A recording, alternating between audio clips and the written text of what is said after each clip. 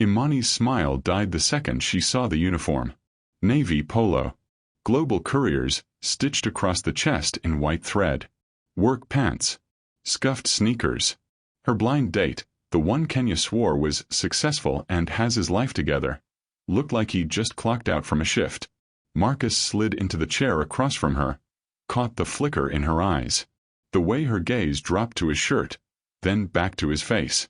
The slight stiffening of her shoulders beneath that pretty floral dress she'd chosen so carefully. Imani. His voice was warm, steady. Watching her. Marcus. Hi. She forced brightness into her tone, but her hands tightened around her coffee cup. He leaned back, something unreadable crossing his face. I can tell this isn't what you expected. No, she stopped. Swallowed. The afternoon sun caught the gold hoops in her ears as other diners laughed around them. It's fine. I'm just surprised. Surprised I deliver packages for a living? The question hung between them. Honest. Direct. Giving her an out if she wanted it. Her throat felt tight. Say something. Be better than this. But disappointment sat bitter on her tongue, mixing with shame that she even felt it. He hadn't moved. Just waited, one hand resting on the table between them, close enough to touch if she wanted. Stay or go. The choice was hers. Family, welcome back to our channel, where we bring you emotional stories of love. Because in truth, love and death cannot be escaped. No one can say when, how, or where. It's never too early or too late.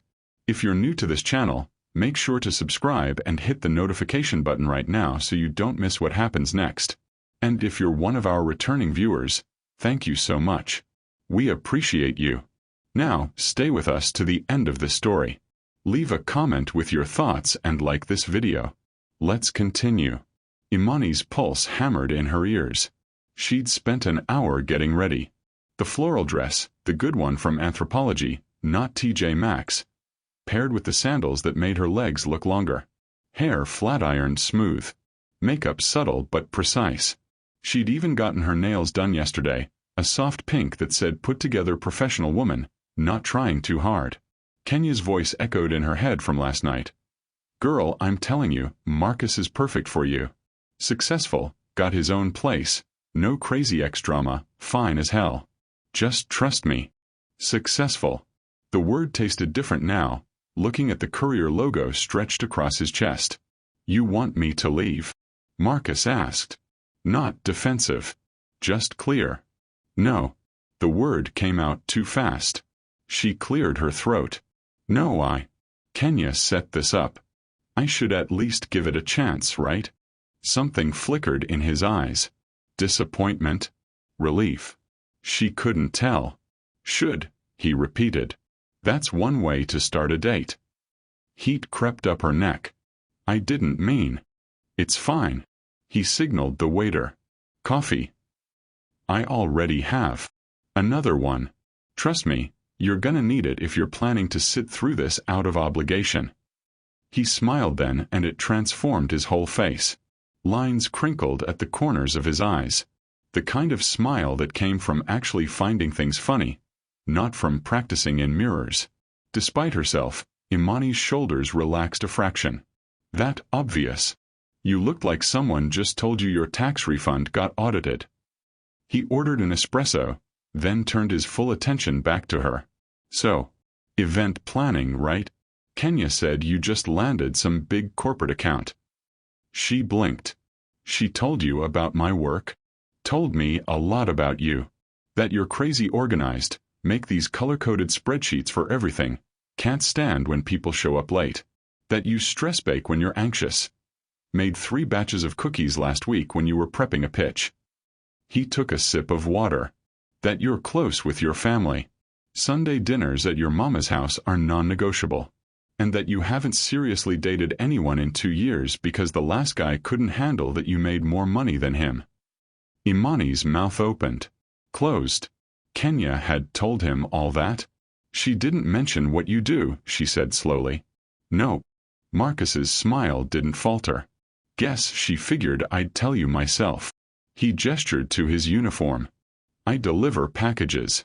Global couriers. Been doing it for a while now. That's good. Steady work. Is it? He leaned forward slightly, elbows on the table. Good. Or are you trying to figure out how to politely finish this coffee and never see me again? I'm not. She stopped. Her fingers twisted the napkin in her lap. Be honest. Okay. Yes. I'm surprised. Kenya made it sound like you were different. Different how? More corporate. The word felt shallow even as she said it. Corporate. Marcus nodded slowly. Got it. So this, he tapped the logo on his chest, doesn't fit the picture. Shame burned through her. She sounded terrible. Like every stuck-up woman who'd ever judged a man by his paycheck instead of his character. Her mama had raised her better than this. I'm sorry, Imani said quietly. That was rude. Honest. He tilted his head. I appreciate honest.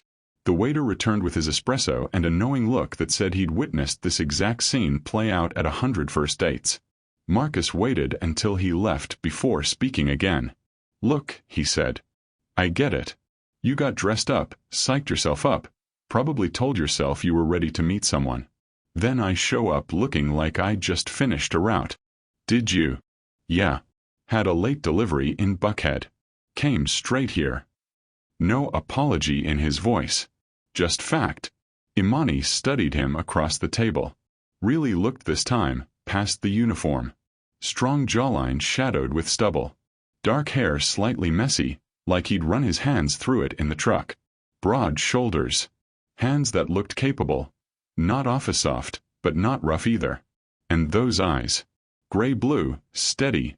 Watching her with an intensity that made her breath catch. You could have changed, she heard herself say. Could have. He held her gaze. Didn't see the point in pretending to be something I'm not.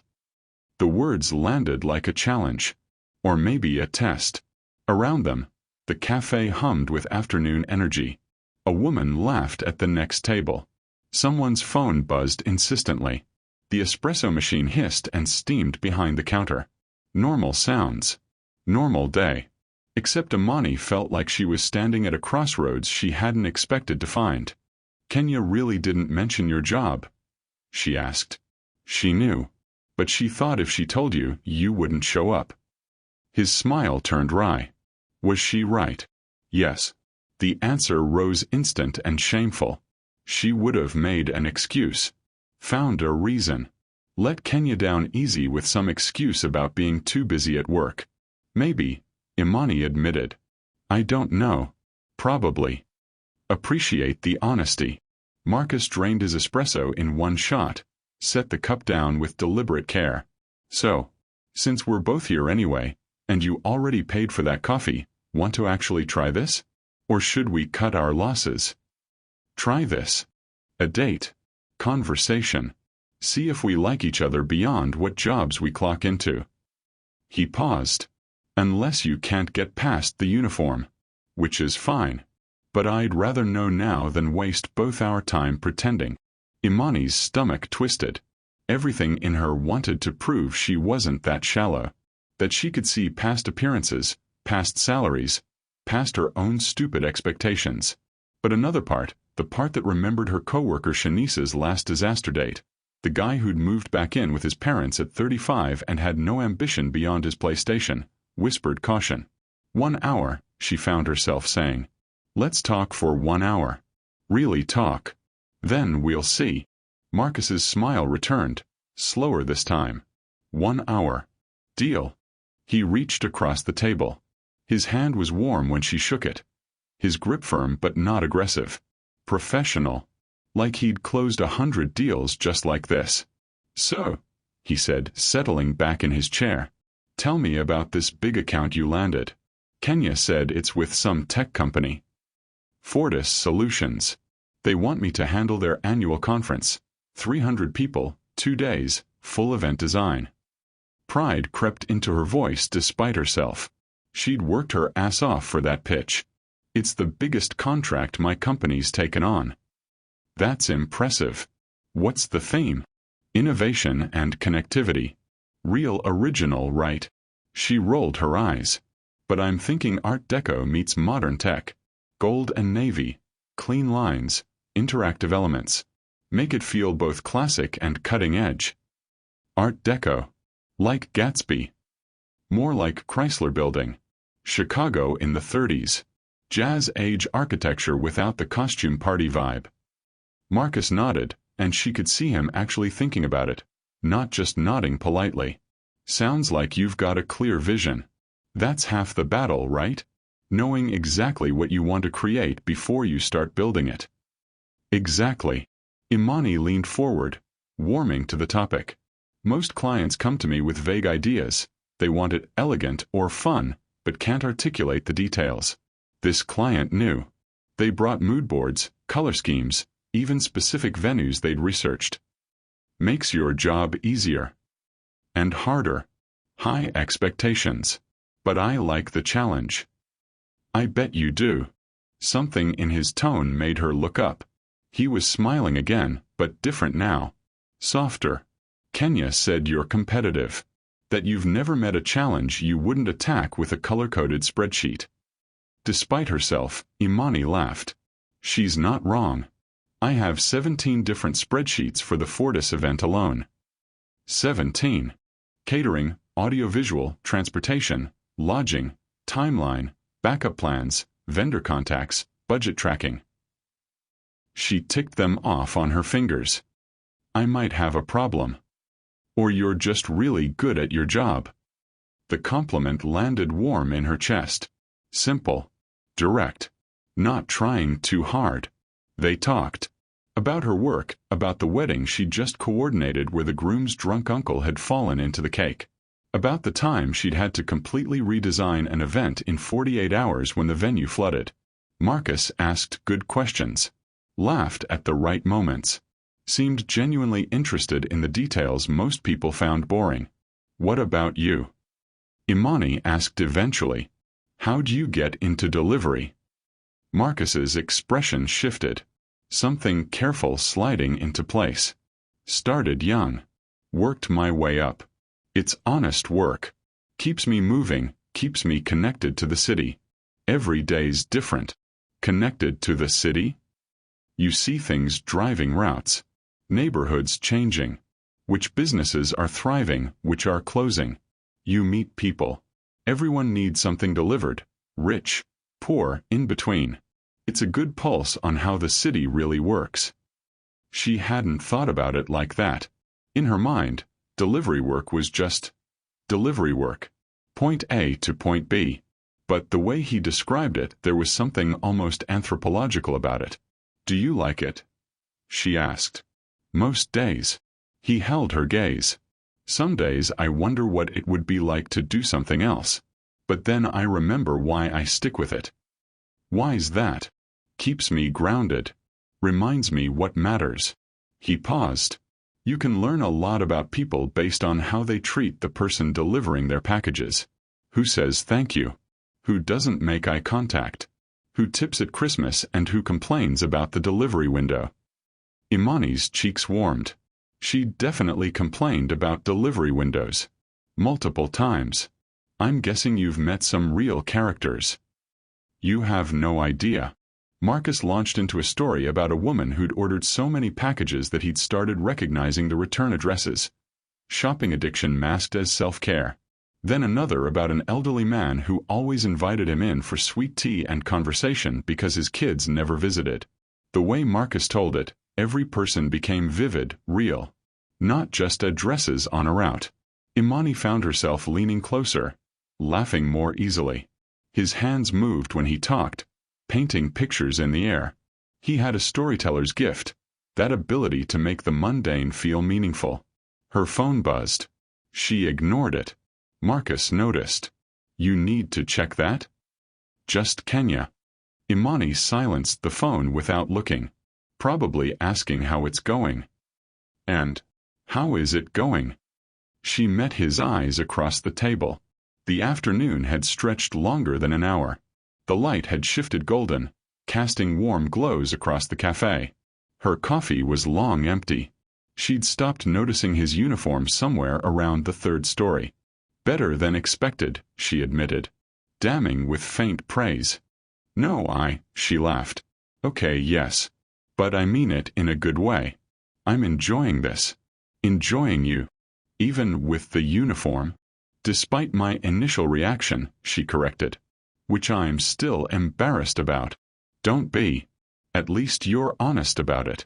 Marcus checked his watch, a simple, practical watch, not the flashy kind guys wore to show off. I should probably let you go. I'm sure you've got things to do. I do, but... The words came before she could stop them. Do you want to do this again? Something bright flashed across his face. Yeah. I'd like that. Really? Imani, I just spent 2 hours talking to a woman who color codes her entire life and stress bakes when she's anxious. You're literally the most interesting person I've talked to all month. He pulled out his phone. Give me your number for real this time. Not Kenya's handoff. She recited it, watched him type it in. Her phone buzzed with a test text. This is Marcus. The delivery guy. She laughed, typed back. This is Imani. The spreadsheet girl. They stood. The moment felt suddenly awkward. Hug? Handshake. He solved it by stepping close, pressing a quick kiss to her cheek. Professional but warm. His stubble scratched lightly against her skin. He smelled like coffee and something clean, maybe laundry detergent. I'll text you, he said. Maybe dinner? Somewhere you don't have to watch me show up in uniform. Actually, Imani heard herself say, the uniform's growing on me. His smile could have lit the whole cafe. Good. Because I wasn't planning on changing. Family, if you watched this story up to this point, it means it moved you. Leave your thoughts and tell me where you are watching from in the comment, and make sure to like and hit the subscribe button if you haven't. Smash the hype button now if you found value in this content. It really helps my channel. The text came the next morning while Imani was knee-deep in vendor contracts for the Fortis event. Marcus, morning. Question. Do you like Thai food? She stared at her phone, fighting a smile. Imani. Depends. Are we talking mild white people Thai or actual spicy Thai? Marcus. The kind that makes you question your life choices but you keep eating anyway. Imani. Then yes. I like Thai food. Marcus. Saturday. 7 p.m. I know a place. Saturday felt impossibly far away. Imani tried to focus on work, on the 17 spreadsheets that needed updating, on the florist who kept trying to upcharge her for centerpieces. But her mind kept drifting back to the cafe, to Marcus's steady gray-blue eyes and the way he'd listened like her stories actually mattered. Kenya called that afternoon, voice pitched high with excitement. Girl, spill. How was it? Did you like him? Are you seeing him again? Imani switched her phone to speaker. Continued typing budget numbers. It was good. We're getting dinner Saturday. Good. That's all I get. I need details. He was nice. Easy to talk to. Asked good questions. Nice. Kenya's voice dripped skepticism. You wear your anthropology dress for nice? Okay, fine. He was really nice. Like surprisingly nice. We talked for 2 hours. 2 hours. See, I told you. Didn't I tell you?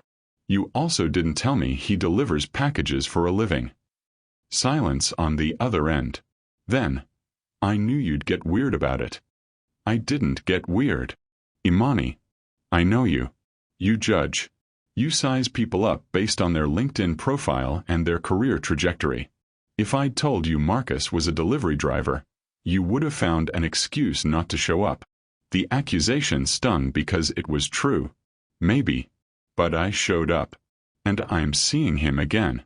So it worked out. It worked out because he's fine and you're not stupid enough to let a good man slip away just because he's not wearing a Brooks Brothers suit. Imani rolled her eyes even though Kenya couldn't see it. Are you done? For now. But I want updates after Saturday. Real updates. Not your it was fine updates. Deal. After Kenya hung up, Imani sat staring at her laptop screen, watching the cursor blink in the budget spreadsheet. Kenya was right. She did judge. had judged Marcus the second she saw that uniform, her smile dying before he'd even sat down. But he'd been gracious about it, given her space to be honest, to work through her own bullshit. And then he'd been funny and smart and genuinely interested in hearing about event planning, which most people found boring as hell. Her phone buzzed. Marcus. Also, dress casual. This place doesn't do fancy. Imani. Define casual. Marcus. Jeans are acceptable. Heels are not recommended. Imani. Now I'm intrigued. Marcus. Good. I like keeping you guessing. Saturday arrived wrapped in that perfect autumn weather. Cool enough for a jacket, warm enough to eat outside. Imani changed outfits 3 times before settling on dark jeans, a fitted burgundy sweater, and ankle boots. Casual but pulled together. She left her hair natural, big and curly the way it wanted to be. Marcus texted at 6:30, outside. She grabbed her jacket and purse, locked her apartment, and found him leaning against a black pickup truck. Navy Henley, dark jeans, brown boots. No uniform this time, but somehow he looked just as comfortable, just as real. Hey. He straightened, smiled that crinkled his eyes. Hey yourself. She gestured to the truck. This is yours. Work vehicle. Hope you don't mind riding in something that's seen a few thousand deliveries. The interior was clean despite its purpose. No fast food wrappers or empty coffee cups littering the seats. It smelled like leather and that same clean detergent scent she'd noticed at the cafe. Marcus held the door while she climbed in, then rounded to the driver's side. So where's this mysterious Thai place? Imani asked as he pulled into traffic. Buford Highway. Little strip mall spot that doesn't look like much from outside. You're taking me to a strip mall. The best food in Atlanta is in strip malls. This is not up for debate. She laughed. Okay, delivery guy. Show me your secret spots. They drove through the city as the sun set, painting the sky in shades of orange and pink. Marcus drove with one hand, relaxed, pointing out changes in neighborhoods. A new development here, a business that had closed there. He narrated the city like someone who'd studied it, learned its patterns and rhythms. You really do pay attention, Imani observed. Occupational hazard. You start to notice things when you drive the same routes over and over. He glanced at her. Like there's this one house in Druid Hills, massive place, probably worth $2 million. Every day at 3:15, this little girl sits on the front steps waiting. Like clockwork. She's always alone. That's sad. Right. I started waving when I drive past. Now she waves back. Small thing, but... He shrugged. You notice stuff. The restaurant was exactly as described. Cramped strip mall spot with faded signage and cars packed in the tiny parking lot. But the smells that hit when they walked in made Imani's mouth water immediately. Lemongrass, chili, garlic, fish sauce. The real deal. Marcus. A tiny Thai woman emerged from behind the counter, beaming. You bring girlfriend. Just a friend, Niren. But Marcus's ears reddened. Friend, yes. Very pretty friend. Niren winked at Imani, then rattled off something in Thai that made Marcus laugh and shake his head. What did she say? Imani whispered as Niren led them to a corner booth. That you're too good looking for me and I should order the expensive stuff to impress you. Smart woman. They ordered. Imani let Marcus take the lead, trusting his obvious familiarity with the menu. When the food arrived, it was a spread. Pad see ew with thick noodles and Chinese broccoli, crying tiger beef that looked dangerously spicy, green papaya salad, and crispy pork belly over rice. Oh my God. Imani's eyes widened. This is too much food. We'll take leftovers. Trust me, it's all good. He wasn't lying. Everything tasted like someone's grandmother had been cooking it for 50 years, perfecting every element. The heat built gradually, making her reach for water, then laugh at herself for thinking she could handle it. Too spicy? Marcus asked, amused. No. She took another bite of the crying tiger, eyes watering slightly. Perfect amount of spicy. Liar. Maybe a little. She sipped her water. But I'm not backing down. They ate, talked, laughed. Marcus told stories about failed deliveries. The time he'd brought someone's anniversary present to the wrong house and started a neighborhood feud. The woman who'd ordered 50 boxes of books and lived on the 4th floor of a walk-up building. The guy who answered the door in a full medieval knight costume and stayed in character for the entire interaction. I have so many questions about the night, Imani said. You and me both. But the customer is always right, even when they're jousting practice at 2 p.m. on a Tuesday. She told him about the wedding where the bride had gotten so drunk she'd forgotten she was married and tried to leave with her ex-boyfriend. About the corporate event where she'd accidentally seated 2 rival CEOs at the same table and had to defuse the situation with chocolate cake and diplomatic seating charts. Chocolate cake solves most problems, Marcus observed. You'd be surprised how often that's true. Nyron came by to check on them, beaming at their empty plates. Good, yes. You come back, bring pretty girlfriend again. Friend, Marcus corrected again, but he was smiling. Yes. Friend who looks at you like that. Nyron patted his shoulder, winked at Imani, and disappeared back to the kitchen. Like what? Imani asked, cheeks warming. Like you're trying to figure me out. Marcus leaned back, studying her. Am I figuring outable? Is that a word? It is now. She tilted her head. You're different than I expected. Both times now. Different how? At the cafe, I expected. I don't know. Disappointing. Awkward. Instead, you were confident and funny and real. She gestured around the restaurant. Tonight, I expected maybe Olive Garden or something safe. Instead, you bring me to a strip mall Thai place where the owner calls me your girlfriend and the food is incredible. Disappointed. Opposite of disappointed. She held his gaze across the table. But I'm trying to figure out why Kenya thought we'd be a good match. What made her think we'd fit?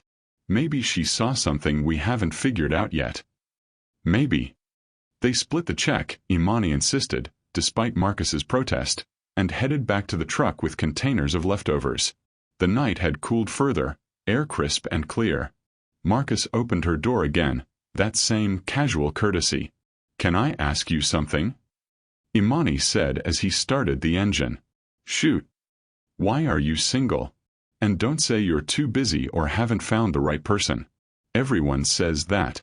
Marcus's hands tightened slightly on the steering wheel. Honest answer. Always. I dated someone for 3 years. She wanted me to be something I'm not. More ambitious, she said. More driven. She kept pushing me to go back to school, get a different job, make more money. He pulled onto the highway. When I wouldn't change, she left. Said she couldn't build a future with someone who was content being just a delivery driver. That's harsh. That's honest.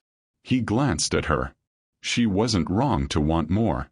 But I couldn't be more if it meant pretending to be someone else. Imani processed that. The way he'd said just a delivery driver, like he'd heard it before, like it had cut deep. For what it's worth, she said quietly, I don't think there's a just anything. Work is work. If it pays your bills and you don't hate waking up for it, that's more than most people get. You mean that? I'm trying to. She caught his quick look, the surprise in it. Full disclosure. When I first saw your uniform, I judged. Hard. Had this whole narrative in my head about ambition and goals and what I deserve. And now I'm sitting in a truck with the best Thai food leftovers in Atlanta, talking to someone who actually listens when I talk about spreadsheets and centerpieces. She paused. Now I'm thinking maybe I had it backwards. How so?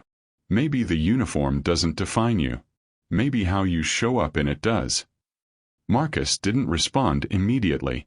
Just drove, jaw working like he was turning over her words. When he finally spoke, his voice was rougher than usual. Thank you for saying that. Thank you for being patient with my bullshit. He laughed then, tension breaking. Your bullshit is very organized at least. I bet you have a color-coded spreadsheet for it. Obviously. It's labeled, Personal Growth Opportunities. They pulled up outside her apartment building. Marcus killed the engine but didn't move to get out. Neither did she. The cab felt suddenly smaller, more intimate.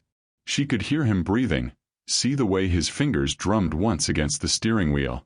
I had a really good time, Imani said. Yeah. Yeah. Like unexpectedly good. I'll take unexpectedly good. He turned to face her fully. Can I see you again? I'd like that. Wednesday.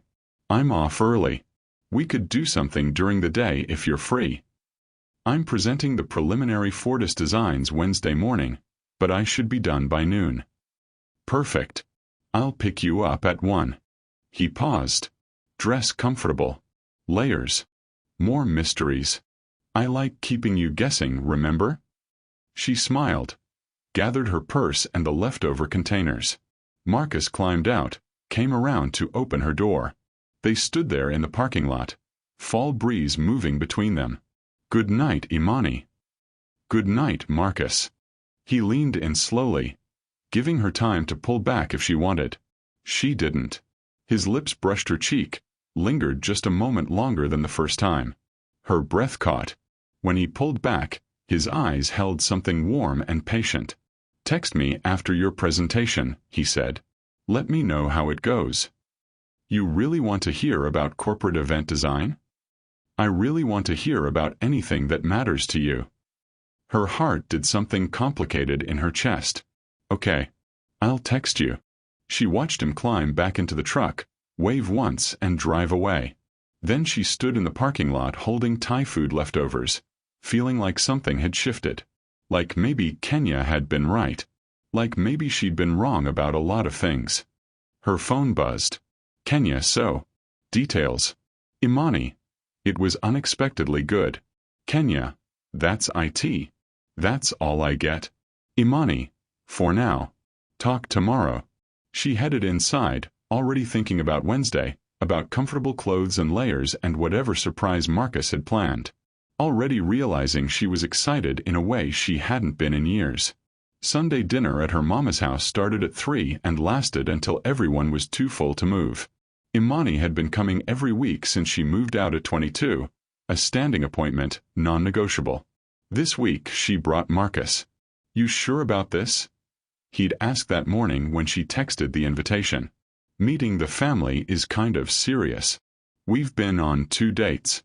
It's just dinner. Your mama's Sunday dinner. Kenya warned me about your mama. What did she say? That she doesn't miss anything and asks questions like she's running an interview. Accurate. But you'll be fine. Now, standing on her mama's porch in East Point, Imani wondered if she'd made a mistake. Through the screen door she could hear voices, smell collard greens and cornbread and something sweet baking. Her stomach flipped. Marcus squeezed her hand. Ready. As I'll ever be. Her mama opened the door before they could knock. Had probably been watching from the window. Denise Jackson was petite, barely 5'3", but she had a presence that filled rooms. Hair in silver locks, reading glasses on a chain around her neck, apron that said blessed and highly favored across the front. Imani, baby. She pulled her daughter into a hug, then turned sharp eyes to Marcus. And you must be the young man Kenya won't stop talking about. Marcus Reed, ma'am. Thank you for having me. He extended his hand. Denise looked at it for a long beat, measuring, assessing, then shook it. Come on in. Food's almost ready. The house smelled like home. Like every Sunday of Imani's childhood. The living room was full. Her older brother Jamal on the couch with his wife Keisha. Their 2 kids running around shrieking.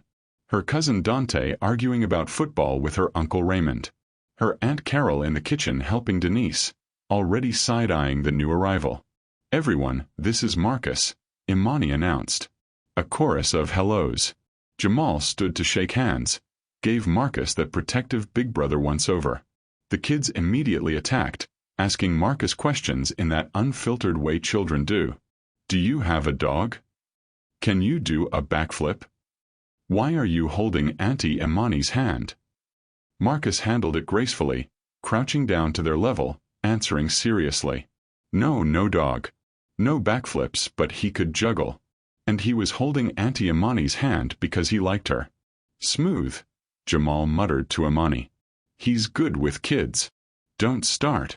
Dinner was the full spread: smothered pork chops, collard greens slow-cooked with ham hock, mac and cheese baked until golden, green beans, candied yams, cornbread still warm from the oven. Denise's table groaned under the weight of it all.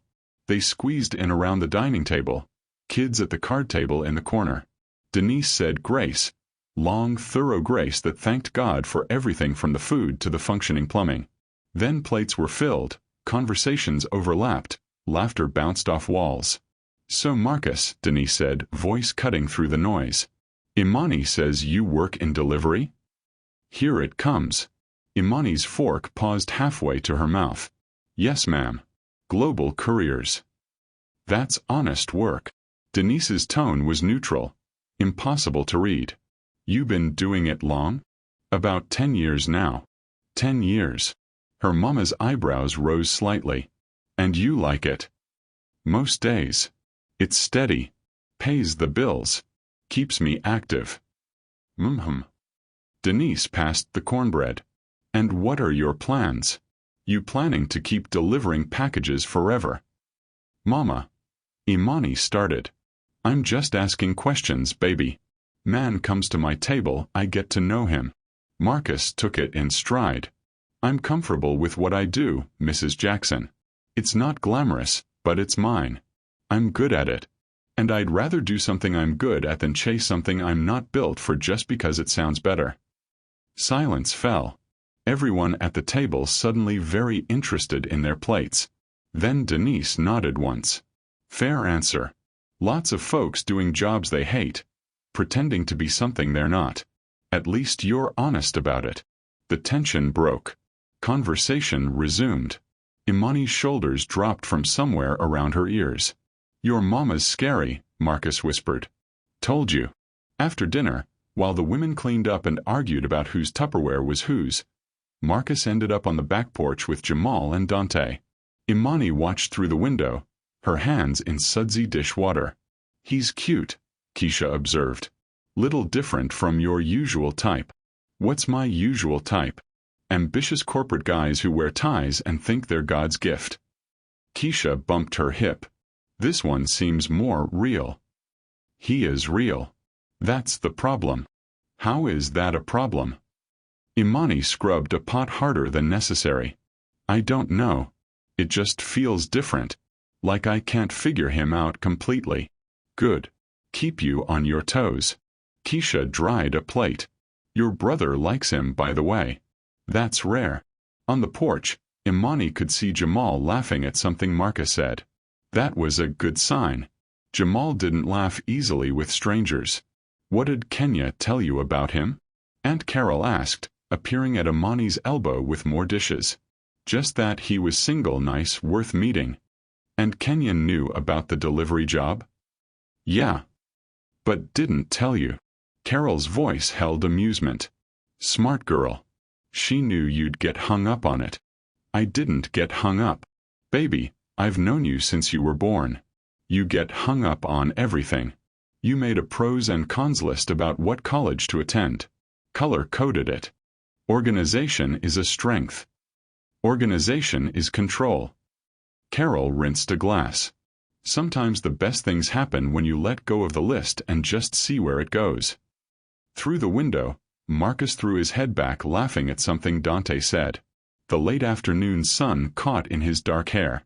He looked comfortable there, at ease with her family in a way her last boyfriend never had. That one had checked his phone constantly, made excuses to leave early. Marcus looked like he could stay all day. "He's different," Imani admitted quietly. "Different good or different bad?" "Just different." Her mama appeared, dish towel in hand. "That boy out there asked me about my garden. Actually knew what he was talking about when I mentioned my tomato plants. Said his grandmother taught him to grow vegetables." "Is that your stamp of approval?" Imani asked. "It's not a disapproval." From Denise Jackson, that was practically a glowing endorsement. "He's polite. He helped clear plates without being asked. He didn't talk over people or try to dominate conversation. And he looks at you like you're the only person in the room." "Mama." I'm just saying. Keep him around a while. See what happens. When they finally left, loaded down with Tupperware full of leftovers because Denise believed in feeding people, Marcus let out a long breath. That was intense, he said. They liked you. Your mama interrogated me about my life plans. That means she's considering approving of you. If she didn't like you, she'd have just smiled and said nothing. Marcus drove toward her apartment, fingers drumming the steering wheel. Your family's great. Really. That was one of the best Sunday dinners I've had in years. When's the last time you had Sunday dinner? With family. Probably a year ago. I'm not close with my folks. They're in Connecticut. We talk occasionally, but... He shrugged. It's complicated. Complicated how? They wanted me to be different. More like my older brother, Yale MBA, works in finance, makes stupid money. I'm the disappointment. The word landed heavy between them. Imani reached over, squeezed his arm. You're not a disappointment. To them I am. But I've made peace with it. He glanced at her. Your family, though. That was real. That was people who actually care about each other, show up for each other. That was nice to be part of, even for an afternoon. When he pulled up to her building, Imani didn't want to let the day end. Wanted to stay in the truck talking, learning more about his complicated family and his grandmother's garden and the 10 years he'd spent delivering packages. Wednesday, she said. 1 o'clock. Don't forget. Wouldn't miss it. He kissed her cheek again. His new habit, apparently. She was starting to crave the brush of his stubble, the warmth of his breath. Inside her apartment, surrounded by Marcus-approved Tupperware, Imani pulled out her phone and opened a new note. Things I know about Marcus Reed. Works delivery 10 years, comfortable with it. Family in Connecticut, complicated relationship. Had a 3-year relationship that ended badly. Notices small things about people. Makes friends with elderly Thai restaurant owners. Good with kids. Can handle Sunday dinner with scary black mamas. Kisses my cheek like he means it. She stared at the list. Then added one more line. Makes me forget to judge him. Wednesday at noon, Imani's phone exploded with congratulatory texts. The Fortis presentation had gone better than expected. The VP of marketing had actually said, "This is exactly the vision we had but couldn't articulate," when she'd unveiled the Art Deco concept boards. Her boss had pulled her aside afterward, practically glowing, talking about potential for more tech company contracts. Imani stood in the office bathroom, reapplying lipstick, riding the high of professional validation. Then she remembered Marcus wanted her to text. Imani. Presentation crushed it. They loved everything. Marcus. Told you they would. You ready for this afternoon? Imani. Ready. Where are we going? Marcus. You'll see. I'm outside. She grabbed her jacket and bag, waved goodbye to her coworkers, and found Marcus leaning against his truck in the parking lot. Jeans, gray thermal, leather jacket. He looked like he'd stepped out of a catalog for men who didn't try too hard. Congratulations on the presentation.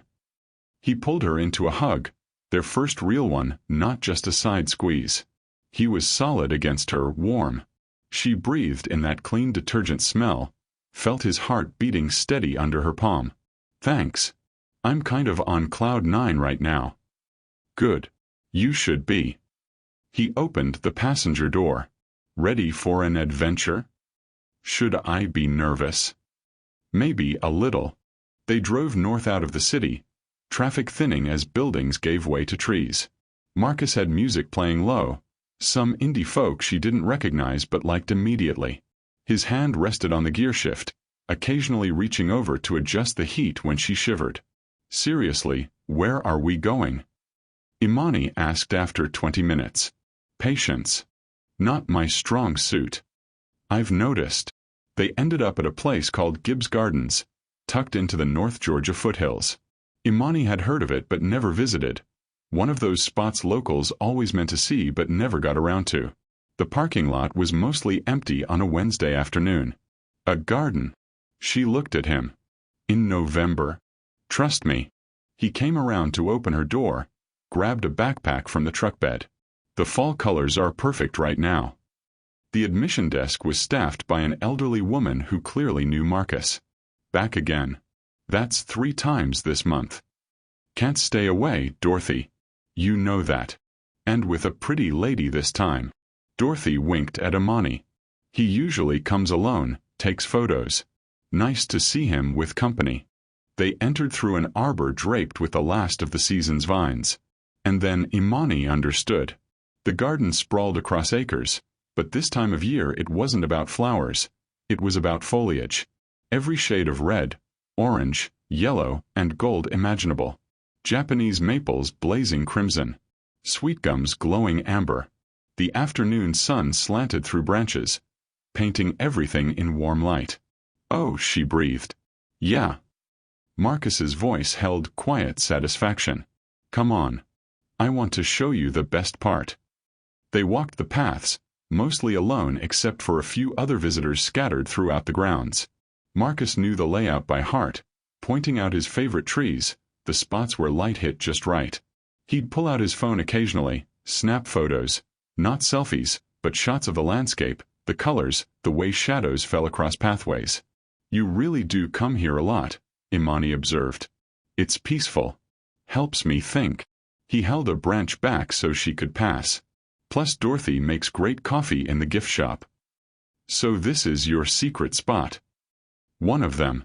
I've got a few scattered around the city.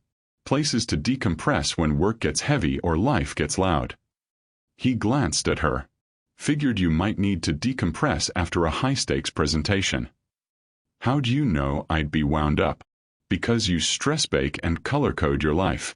I figured landing a huge presentation, you'd either be completely exhausted or running on pure adrenaline with nowhere to put it. He wasn't wrong. She'd been jittery in the office, unable to sit still, wanting to do something with all the energy coursing through her. This is perfect, she admitted. They found a bench overlooking a pond ringed with maples. Marcus pulled water bottles and granola bars from his backpack, handed her one. They sat in comfortable silence, watching ducks glide across the water's surface. Can I ask you something? Imani said eventually. Always. Your ex. The one who wanted you to be more ambitious. What did she want you to do? Marcus took a long drink of water. Go back to school. Get an MBA. Move into management or operations or something with growth potential. She had this whole vision. Corporate job, house in the suburbs, country club membership. Very specific picture of what success looked like. And you didn't want that? Didn't want to pretend to want it. He turned the water bottle in his hands. I tried for a while. Looked at MBA programs. Went to a few networking events. Hated every second. Felt like wearing someone else's skin. So you chose the job over her. I chose being honest over making both of us miserable. His jaw tightened. She wasn't wrong for wanting more. But I wasn't wrong for not wanting to fake it. Imani processed that. Thought about her own assumptions. Her initial judgment at the cafe. Does it bother you?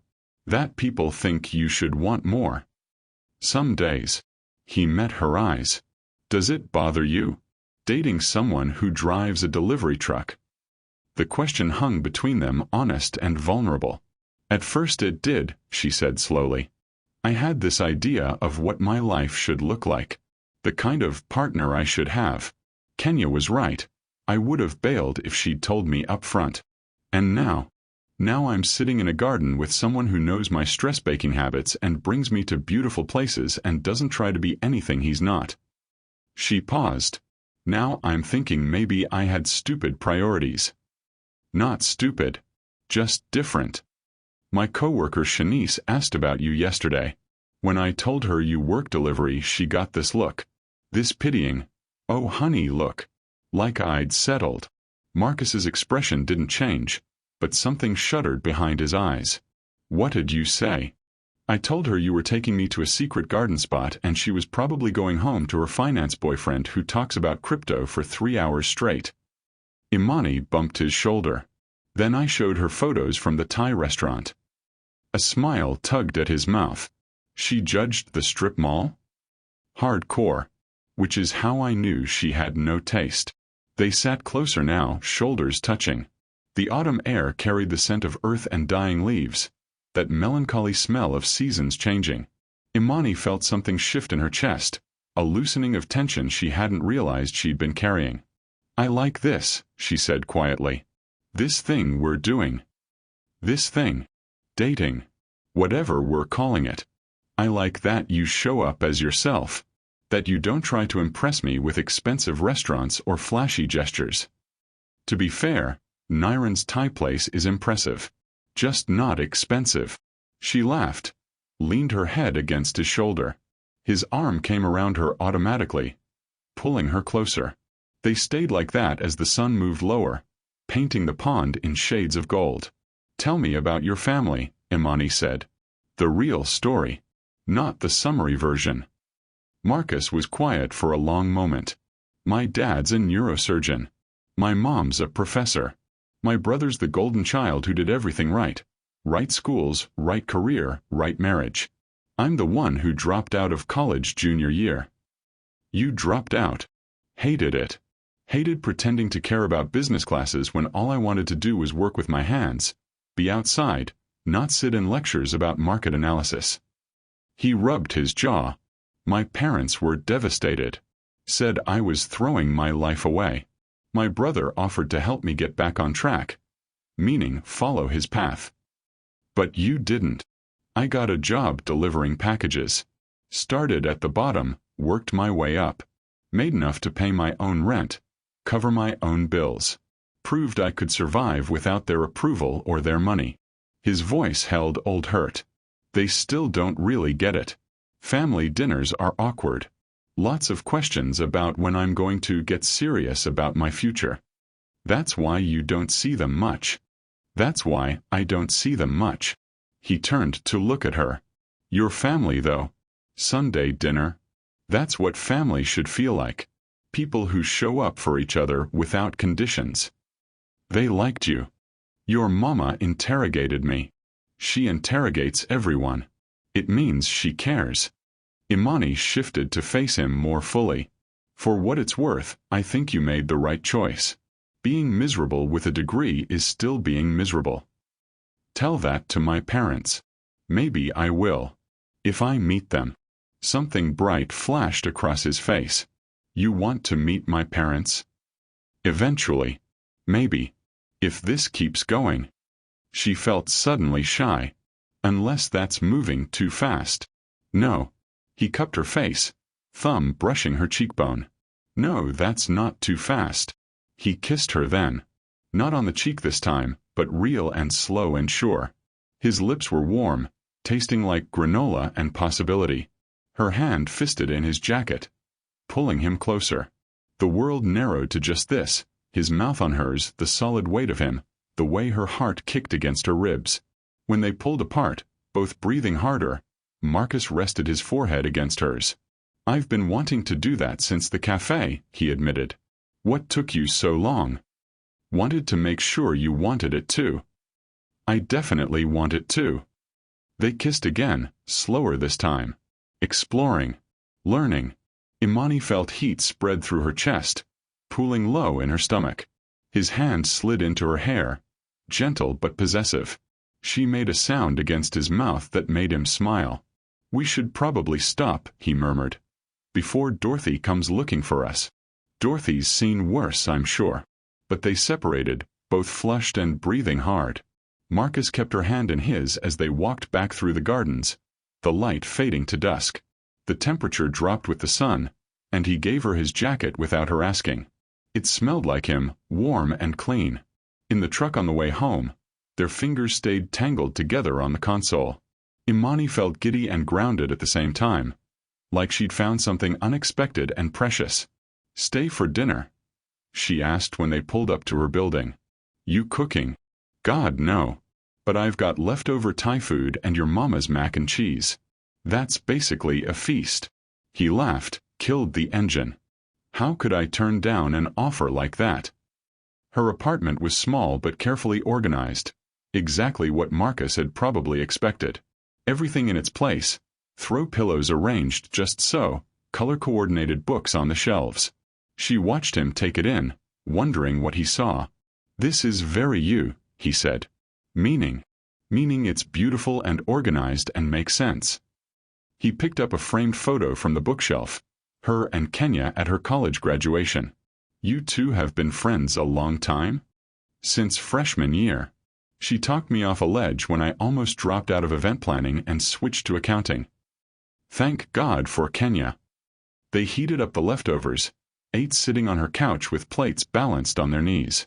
Marcus told her about his day, a delivery to a mansion in Buckhead where a woman had tipped him $100 because it was her husband's birthday and she was feeling generous. A stop at a nursing home where he'd ended up chatting with a resident for 20 minutes about World War II. "You do that a lot?" Imani asked. "Take time to talk to people?" "When I can. Some folks just want their package. But some want connection. 5 minutes of conversation can make someone's whole day better." She studied him in the warm lamplight. The way he talked about people like they mattered, like every interaction held weight. So different from her world of efficiency and timelines and getting things done. "You're a good person," she said softly. "I just pay attention. That's what makes you good." They cleaned up together, moving around her small kitchen in easy rhythm. When the dishes were done, Marcus checked his watch. "I should probably head out.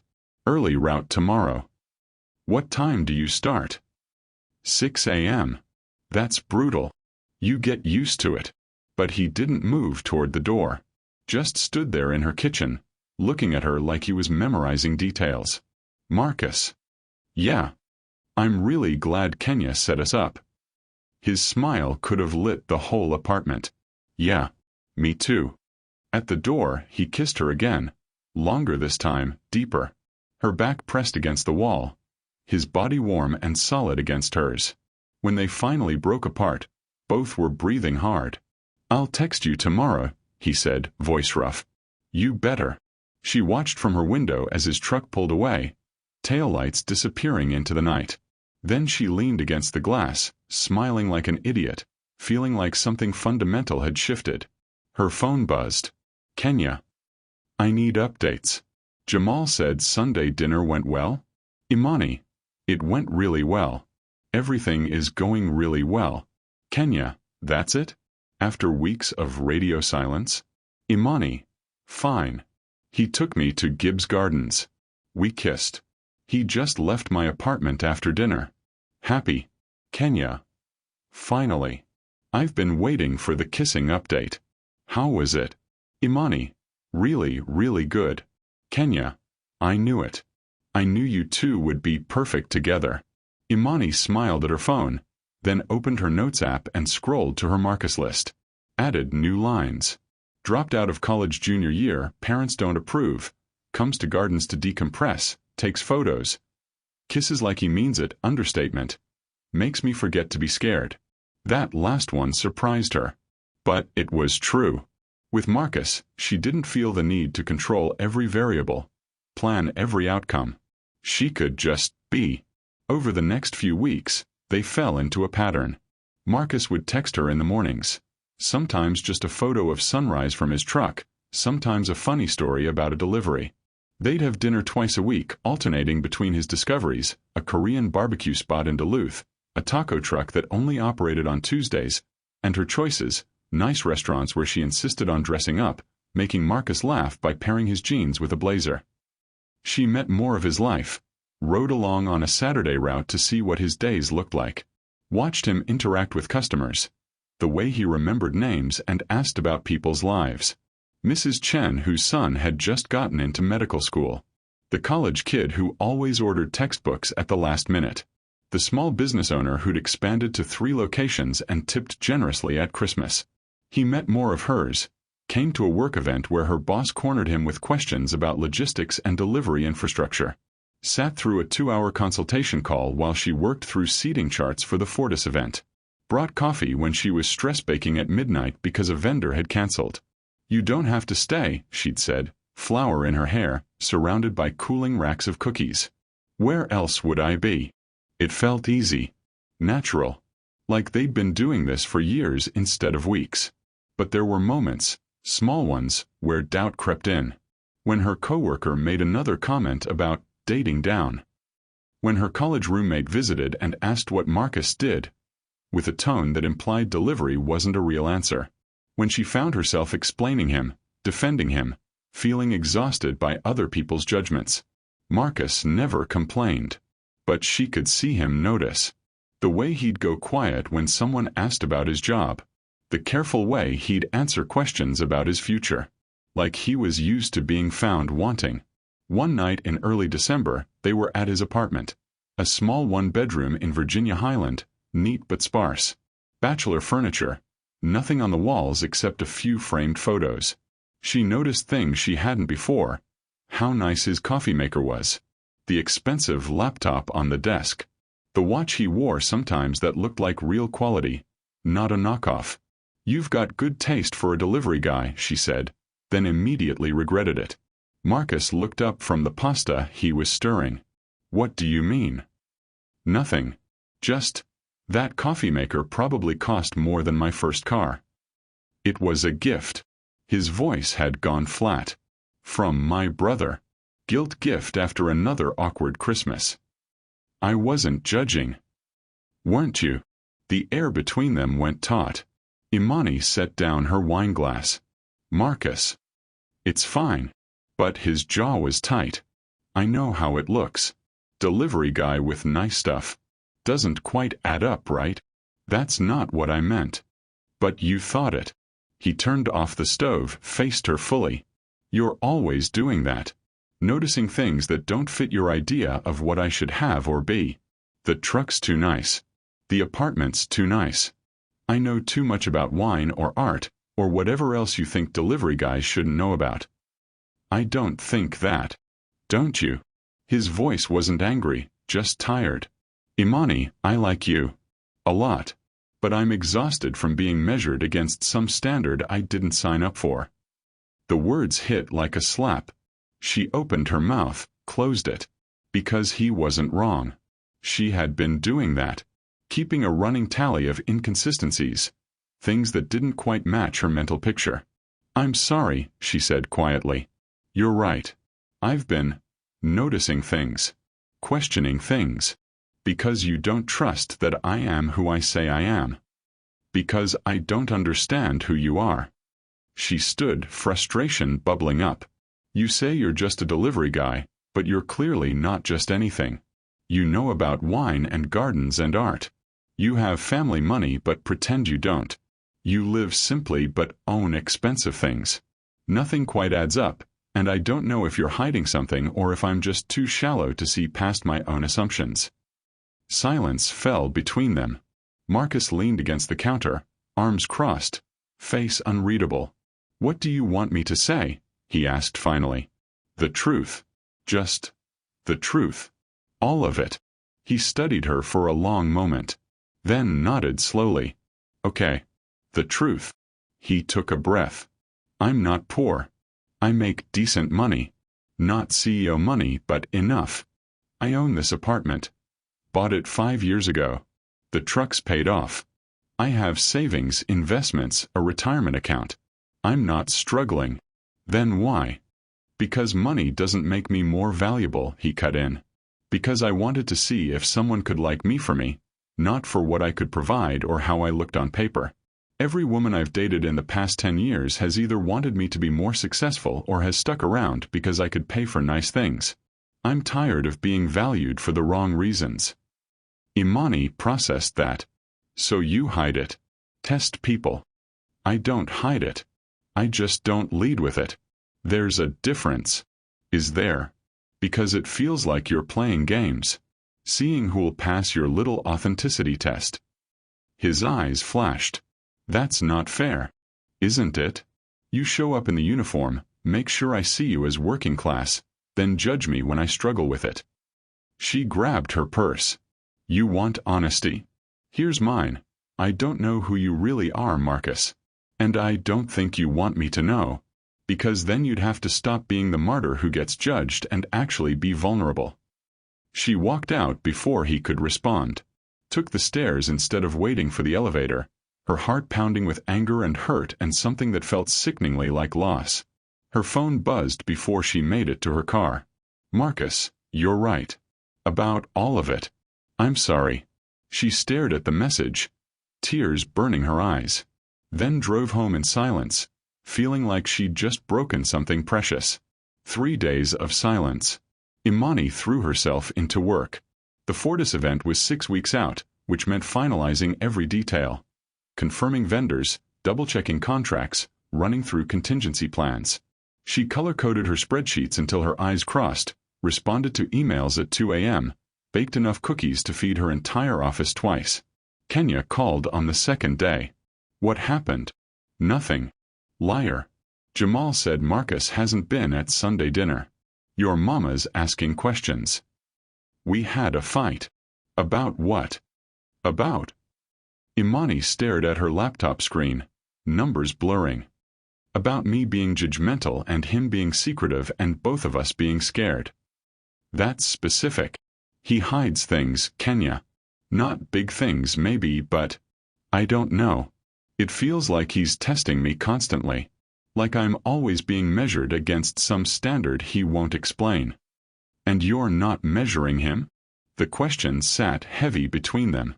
That's different, Imani said, but the words felt hollow. Is it? Because from where I'm sitting, you've been judging Marcus since the second you saw his uniform. You've been waiting for him to not be good enough, and guess what?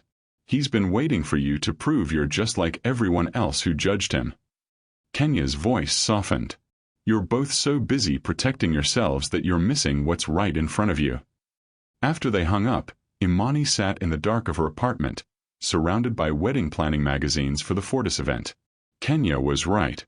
She'd been keeping score from day one, noticing inconsistencies, looking for reasons things wouldn't work. Because if she found the flaw first, she couldn't be blindsided later. Her phone sat silent on the coffee table. No good morning texts. No photos of sunrise.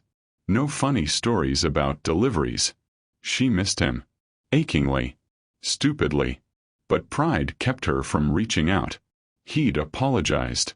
The ball was in her court. On the fourth day, Shanice cornered her in the break room. Okay, what's wrong with you? You've been a robot all week. I'm fine. Just busy. You're stress baking again. Yesterday you brought in 7 dozen cookies. Shanice poured coffee, leaned against the counter. Is it the delivery guy? Did he finally show his true colors? Something in Imani snapped. His name is Marcus. And his true colors are that he's kind and thoughtful and pays attention to people and shows up when he says he will. So no, Shanice. He didn't show his true colors. I showed mine. Shanice's eyebrows shot up. Damn. Okay. You know what? I'm tired of people acting like someone's job defines their worth. Marcus works hard. He's good at what he does. He makes people's days better just by existing. And if that's not enough for people, that's their problem, not his. I wasn't. You were. You've been making little comments for weeks. Poor Imani, dating a delivery guy. Must be settling. Must not be able to do better. She grabbed her coffee mug. Well, I'm not settling. If anything, he's the one who settled by giving me a chance after I judged him in the first 30 seconds. She walked out, leaving Shanice open-mouthed in the break room. Back at her desk, hands shaking slightly from the outburst, Imani stared at her phone. Opened her messages.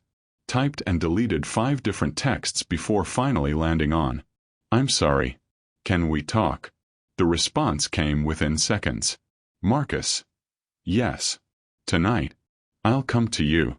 He showed up at 7, still in his uniform. Imani opened the door and felt her heart clench at the sight of him. Tired eyes, messy hair, the Global Courier's logo she'd once judged now achingly familiar. Hi, she said. Hi. They stood in the doorway for a beat too long before she stepped back. Come in. He followed her to the living room but didn't sit. Just stood there, hands in his pockets, waiting. I've been thinking, Imani started. About what you said. About me not trusting who you are. Imani. Let me finish. She took a breath. You were right. I've been keeping score since day one. Looking for reasons it wouldn't work. Because if I found the flaw first, I could protect myself. I could be the one who decided it wasn't enough, instead of being the one who got left. Her throat tightened. But that's not fair to you. You've been nothing but honest and present and real.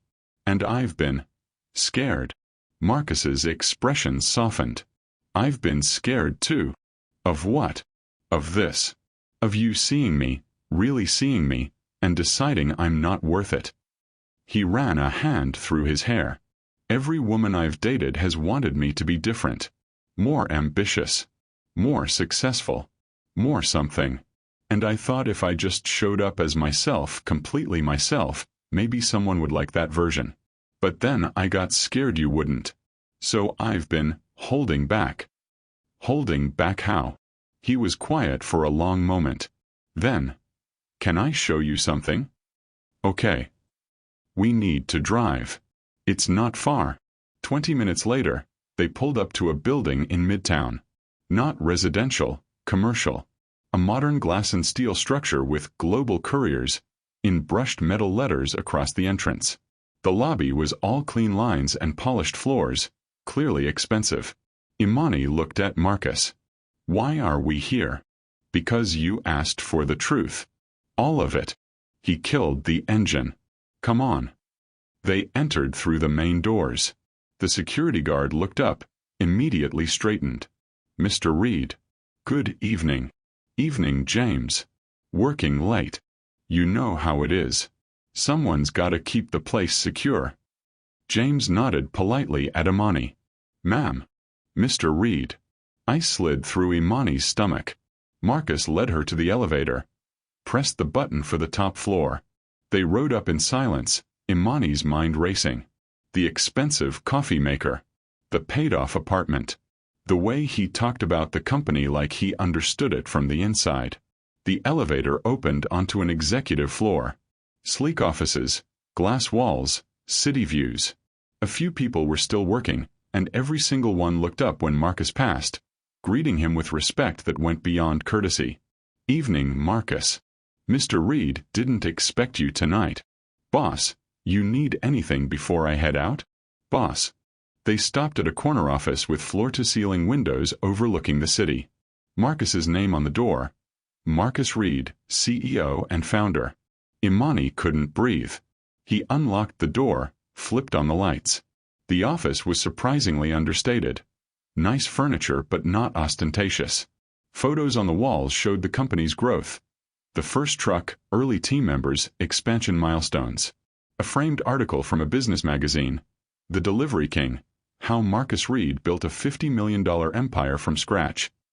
I started Global Couriers 10 years ago, Marcus said quietly, not looking at her.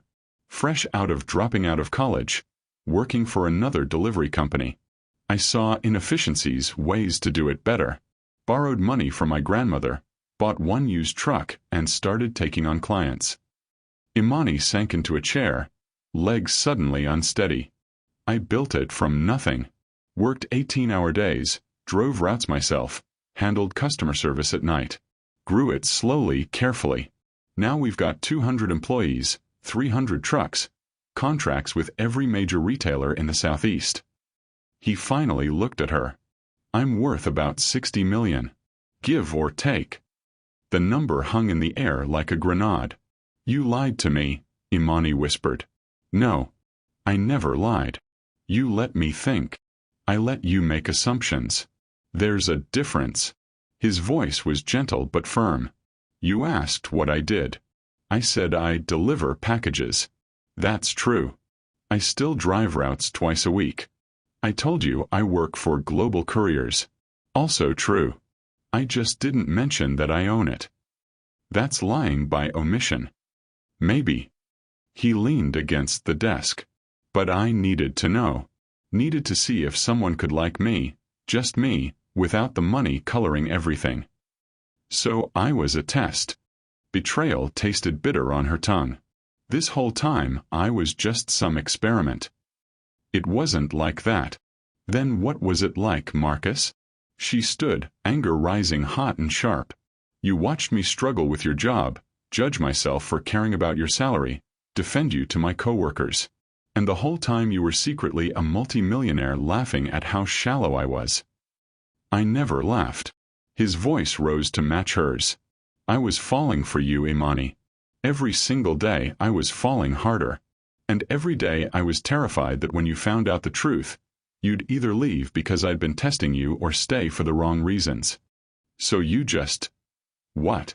Planned to keep lying forever. I planned to tell you. Frustration cracked through his composure. I was waiting for the right time. Waiting until I knew for sure that what we had was real. That you wanted me, not the money. And when was that going to be? After we got married. Had kids. Grew old together. She grabbed her purse. You don't get to test people like this, Marcus.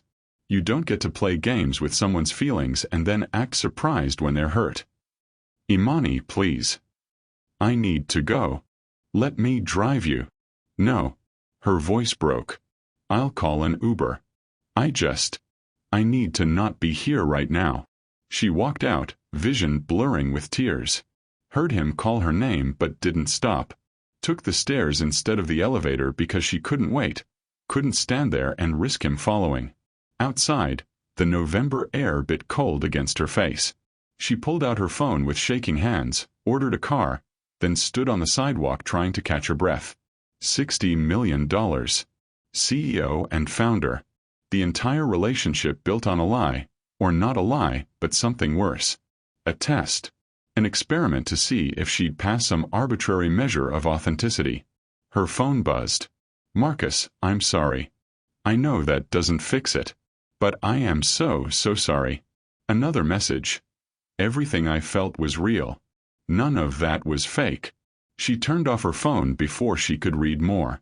The Uber arrived and she climbed in, gave her address, and cried quietly in the back seat while the driver pretended not to notice. Kenya showed up at her apartment an hour later, let herself in with the spare key, and found Imani on the couch surrounded by tissues. He called me, Kenya said. Told me what happened. Did he tell you he's been lying for 2 months?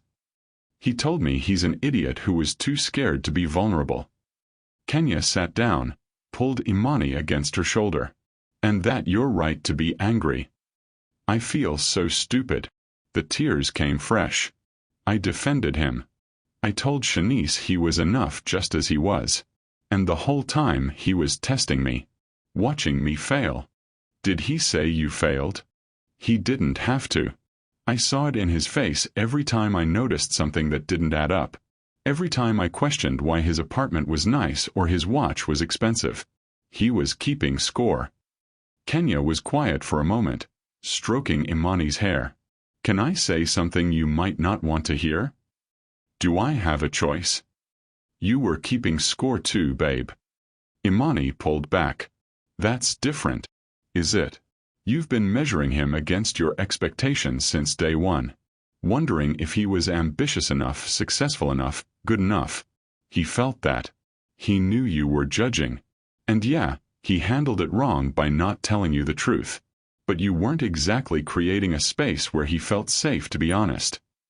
The words stung because they were true. Imani had been judging. Constantly. Even when she'd thought she was being open-minded, she'd been keeping a running tally of ways Marcus didn't fit her picture. I don't know how to fix this, she whispered. Do you want to fix it? I don't know. Fresh tears spilled over. I really liked him, Kenya. The version I knew. The guy who brought me to gardens and Thai restaurants and made friends with elderly women. But I don't know if that was real. I don't know who he actually is. He's both. He's the delivery guy who notices things and the CEO who built a company from scratch. He's complicated and scared and trying his best, just like you. Imani's phone buzzed. And buzzed again. And again. She'd turned it back on and the messages were flooding in. Marcus. I should have told you sooner. I know that. Marcus, I was scared. That's not an excuse. Just the truth. Marcus. Every moment with you was real. The cafe, the garden, Sunday dinner. All of it. I wasn't pretending. Marcus, I love you. I know I don't have the right to say that now, but it's true. I fell in love with you weeks ago and I was too scared to tell you because I knew once you found out about the money, everything would change. The last message made her breath catch. Marcus, I don't expect you to forgive me. I just need you to know that you weren't a test. You were never a test.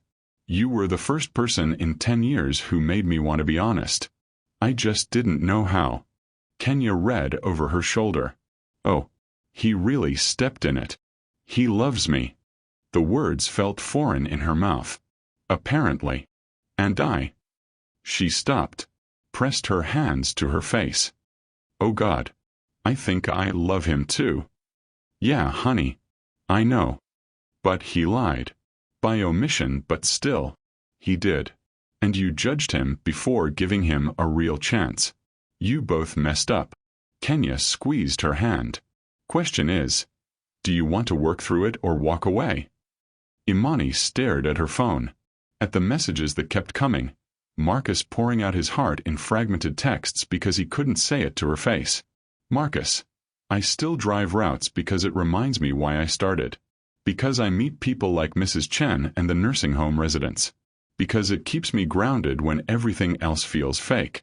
Marcus, the money doesn't make me happy. It just makes life easier. But you made me happy. You made me want to come home. You made me think maybe I could have something real. Marcus, I'm sorry I wasn't brave enough to tell you sooner. I'm sorry I let you struggle. I'm sorry I failed you. She read them twice. Then looked at Kenya.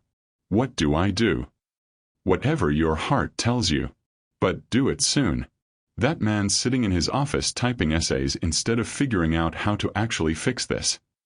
Imani almost smiled. Almost. He really called you. 15-minute rambling apology about how he's an idiot and you're perfect and he's ruined the best thing in his life. Kenya stood, pulled Imani up with her. Now, you're going to take a shower, put on real clothes, and decide what you want. Then you're going to do something about it instead of crying on this couch. Bossy. Someone has to be. You're a mess. But Kenya was right. Imani needed to figure out what she actually wanted, not just react from hurt and anger. She wanted Marcus. The real version, delivery guy and CEO, vulnerable and guarded, simple and complicated. She wanted Sunday dinners and Thai food and gardens. She wanted morning texts and stupid jokes about spreadsheets.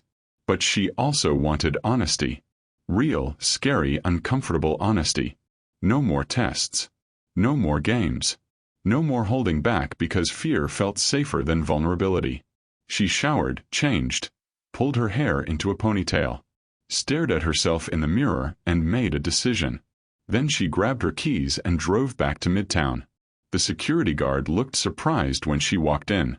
Ma'am, Mr. Reed said you'd left. I did. I came back. Is he still here? Top floor. His office lights still on. She rode the elevator up, heart pounding, rehearsing what she'd say. But when she walked into his office, all the practiced words died.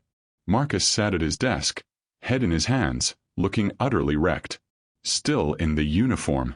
Still the same man she'd been falling for, just with more zeros in his bank account. Imani. He stood so fast his chair rolled backward. I didn't think. I love you too, she said. He froze. I'm furious with you. I feel manipulated and tested and judged. You should have told me weeks ago. You should have trusted me. She stepped closer. But I love you. The you that shows up in uniforms and brings me to gardens and makes Mrs. Chen's day better. And I think I love this you too, the one who built something from nothing and drives routes to stay connected. I'm just scared they're different people. They're not. His voice was rough. I swear to you, they're the same person. The money doesn't change who I am. Then why hide it? Because every relationship I've had ended when the money became real. Either women wanted me to spend it on them, or they wanted me to be even more successful, or they left because they thought I wasn't ambitious enough despite having millions. He moved around the desk, stopped a few feet away. I just wanted someone to see me first, before the number made everything weird. And you thought I wouldn't? I thought you might. And then when you struggled with the uniform, when I saw you judge and then work through it, I realized you were different. You were trying. You were pushing past your own biases. His eyes held hers. And I fell in love with that. With you challenging yourself. With you being real about your flaws instead of pretending they didn't exist. So I did pass your test. There was no test, Imani. There was just me being too scared to lose you by telling the truth. She closed the distance between them, stopping close enough to touch but not touching. If we do this, if we try again, no more secrets. No more omissions. No more games. No more games, he agreed. And you have to understand that I'm going to need time. To process this. To figure out who you really are. I'll give you however much time you need. And I need you to trust me. To believe that I can handle the truth. All of it. Even the scary parts. I trust you. He reached up slowly, giving her time to pull away, and cupped her face. I should have trusted you from the start. I'm sorry I didn't. She leaned into his palm, closed her eyes. I'm sorry I judged you. From the very first second I judged you. That must have hurt. I've had worse. That doesn't make it okay. No, he agreed. But we both messed up. Question is whether we can move forward anyway. Imani opened her eyes, met his steady gray-blue gaze. I want to try. Yeah. She managed a small smile. But I'm going to need you to take me on a proper date. Where you pay with your CEO credit card and I get to see this whole side of your life I've been missing. He laughed, pulled her close. I can do that. And then I want to go back to dive bars and strip mall restaurants. Because I liked those too. Deal.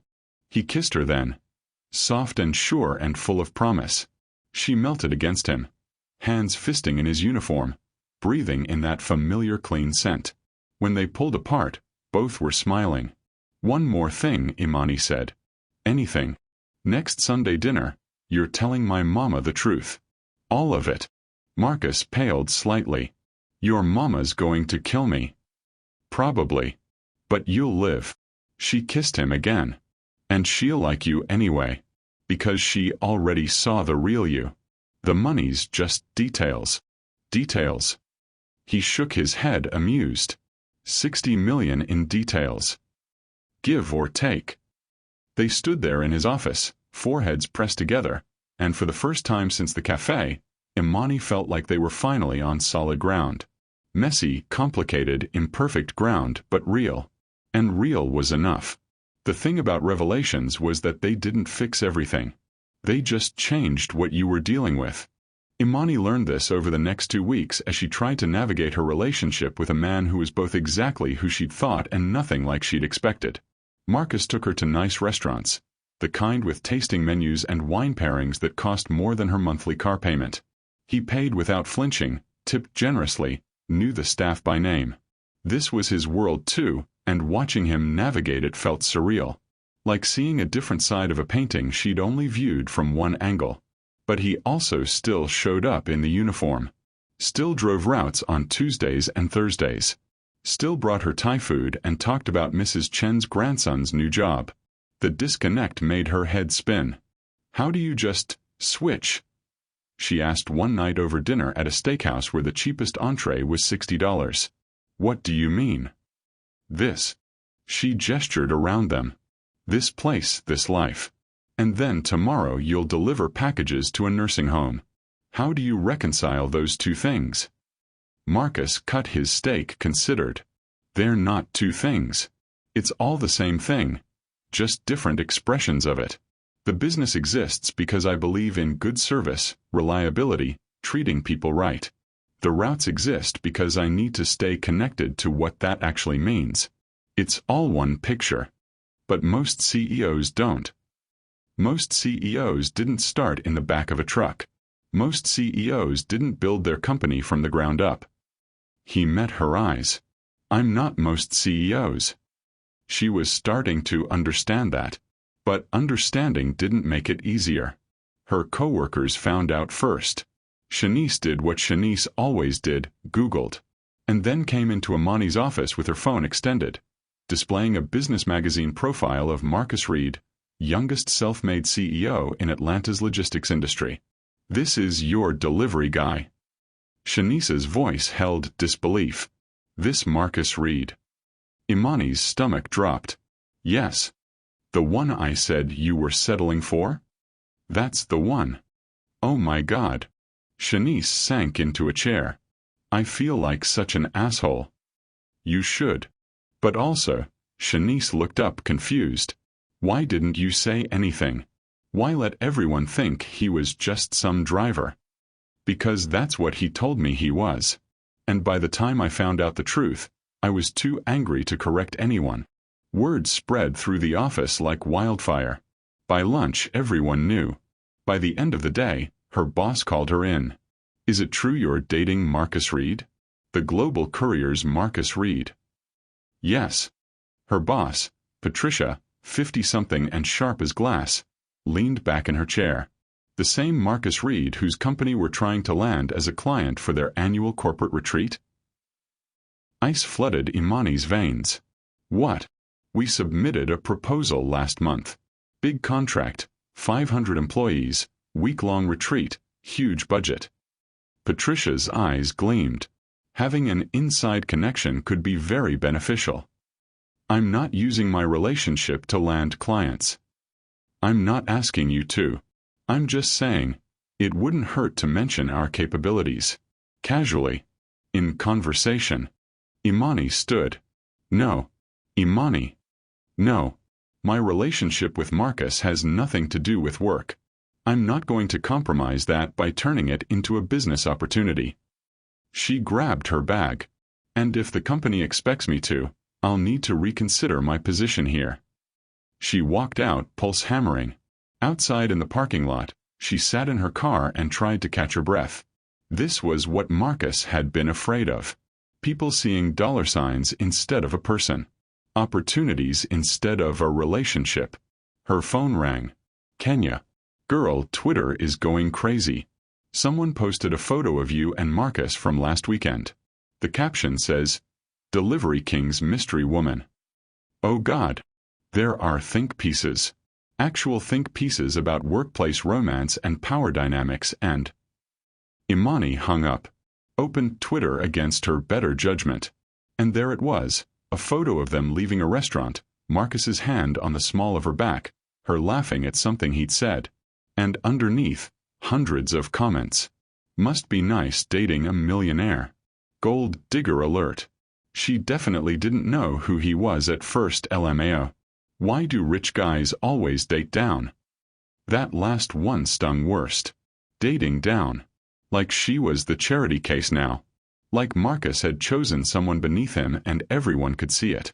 She drove to his office, didn't call first, just showed up and told the receptionist she needed to see him.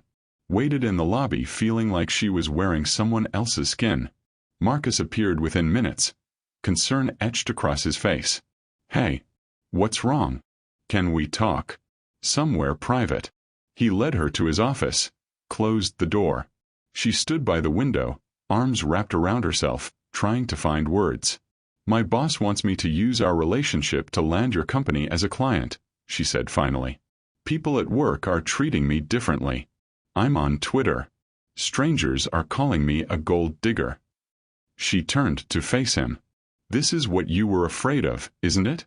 This is why you hid it." Marcus's jaw tightened. "I'm sorry. I can have my team." "I don't want your team. I want..." She stopped. What did she want?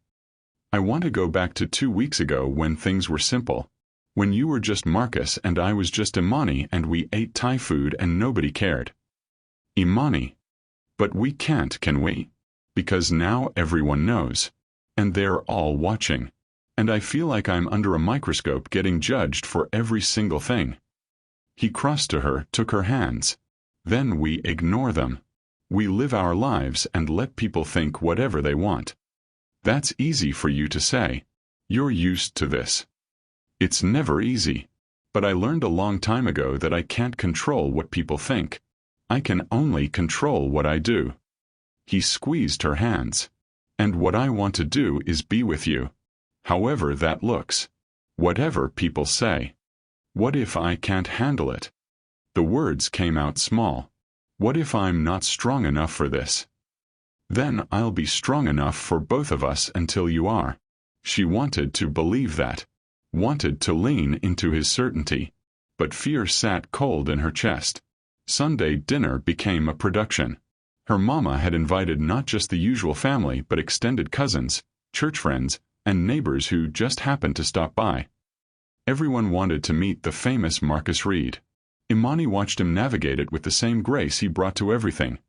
Answering questions about the business, complimenting her aunt's sweet potato pie, getting cornered by her uncle who wanted investment advice. He didn't show off or name drop, just remained himself. But the way people looked at him had changed. There was deference now. Calculation. Her cousin Dante asked about job opportunities. Her neighbor's daughter wanted to discuss a business idea. Everyone suddenly had an angle. This is exhausting, Imani muttered to Kenya in the kitchen. Welcome to dating someone rich and successful. Everyone wants a piece. I hate it. Then set boundaries. Tell people to back off. But how did you tell your own family to stop seeing your boyfriend as a resource? How did you separate the person from the possibilities? After dinner, Marcus found her on the back porch, escaping the crowd. You okay? He settled next to her on the steps. I don't know. Everyone's acting weird. They're just curious. They're opportunistic. She picked at the wood. My cousin asked if you were hiring. My neighbor wants you to invest in her daughter's startup. Even my mama asked if your company does donations for her church fundraiser. I can do the donation. That's not the point. Frustration sharpened her voice. The point is that nobody's just being normal anymore. Everything has this weird transactional edge to it. Marcus was quiet for a moment. You want me to turn it down? Tell your mama no. No. Yes. I don't know. She dropped her head into her hands. I sound terrible. Like I don't want you to help people. You sound like someone who's overwhelmed. He rubbed circles on her back. And that's fair. This is a lot. I'm sorry it's affecting your family relationships. It's not your fault, isn't it? If I'd just been honest from the start, maybe this transition would have been easier. Or maybe it would have been worse. Maybe I would have never given you a chance. She looked at him. I don't know what the right answer is anymore. He pulled her close, and she let herself sink into him. But even his warmth couldn't quite chase away the cold feeling that everything was changing too fast. The Fortis event was in 3 weeks. Imani should have been excited. It was the biggest success of her career so far, validation of everything she'd worked for. But every time she walked into the office, she felt people watching. Whispering. The girl dating Marcus Reed. The one who'd gotten lucky. Patricia had backed off after Imani's threat to resign, but the damage was done. People treated her differently now, some with resentment, some with envy, all with this sense that she hadn't earned her success. Like Marcus's money had somehow tainted her accomplishments. Ignore them, Marcus said when she complained. You're brilliant. The Fortis contract proves that. But it was hard to feel brilliant when people assumed your boyfriend had influenced the deal. Even though Marcus's company had nothing to do with Fortis Solutions. Even though she'd landed the contract before anyone knew who Marcus really was. Facts didn't matter when the narrative was more interesting. Kenya tried to help. Girl, hold your head high. You worked your ass off for that event. Don't let anyone diminish that. But Imani felt herself shrinking. Second-guessing. Wondering if maybe people were right. Maybe she'd gotten lucky. Maybe she wasn't as talented as she'd thought. Maybe Marcus's presence in her life made everything suspect. She started staying late at the office, working alone after everyone left. Proving something to herself or to them, she wasn't sure. Marcus would text, asking if she wanted dinner. She'd make excuses. Too busy. Too much to do. Next time. The distance grew without either of them quite acknowledging it. The breaking point came at a networking event. Imani was there representing her company, making connections, trying to drum up future business. She wore her best dress, practiced her elevator pitch, felt good, confident, like maybe she could reclaim her professional identity. Then Marcus walked in. She hadn't known he'd be there. He clearly hadn't known about her either. His surprise was genuine when their eyes met across the room. He smiled, started toward her, and Imani felt panic rise in her throat. Not here. Not in front of all these people who would immediately connect the dots. She turned away. Pretended she hadn't seen him. Dove into conversation with a potential client, laughing too loud at a mediocre joke. When she finally glanced back, Marcus was gone. Her phone buzzed minutes later. Marcus. Why'd you ignore me? Imani. I'm working. Can't talk now. Marcus. You looked right at me and turned away. She didn't respond. Finished the event in a haze of forced smiles and hollow conversations. Drove home in silence, feeling sick.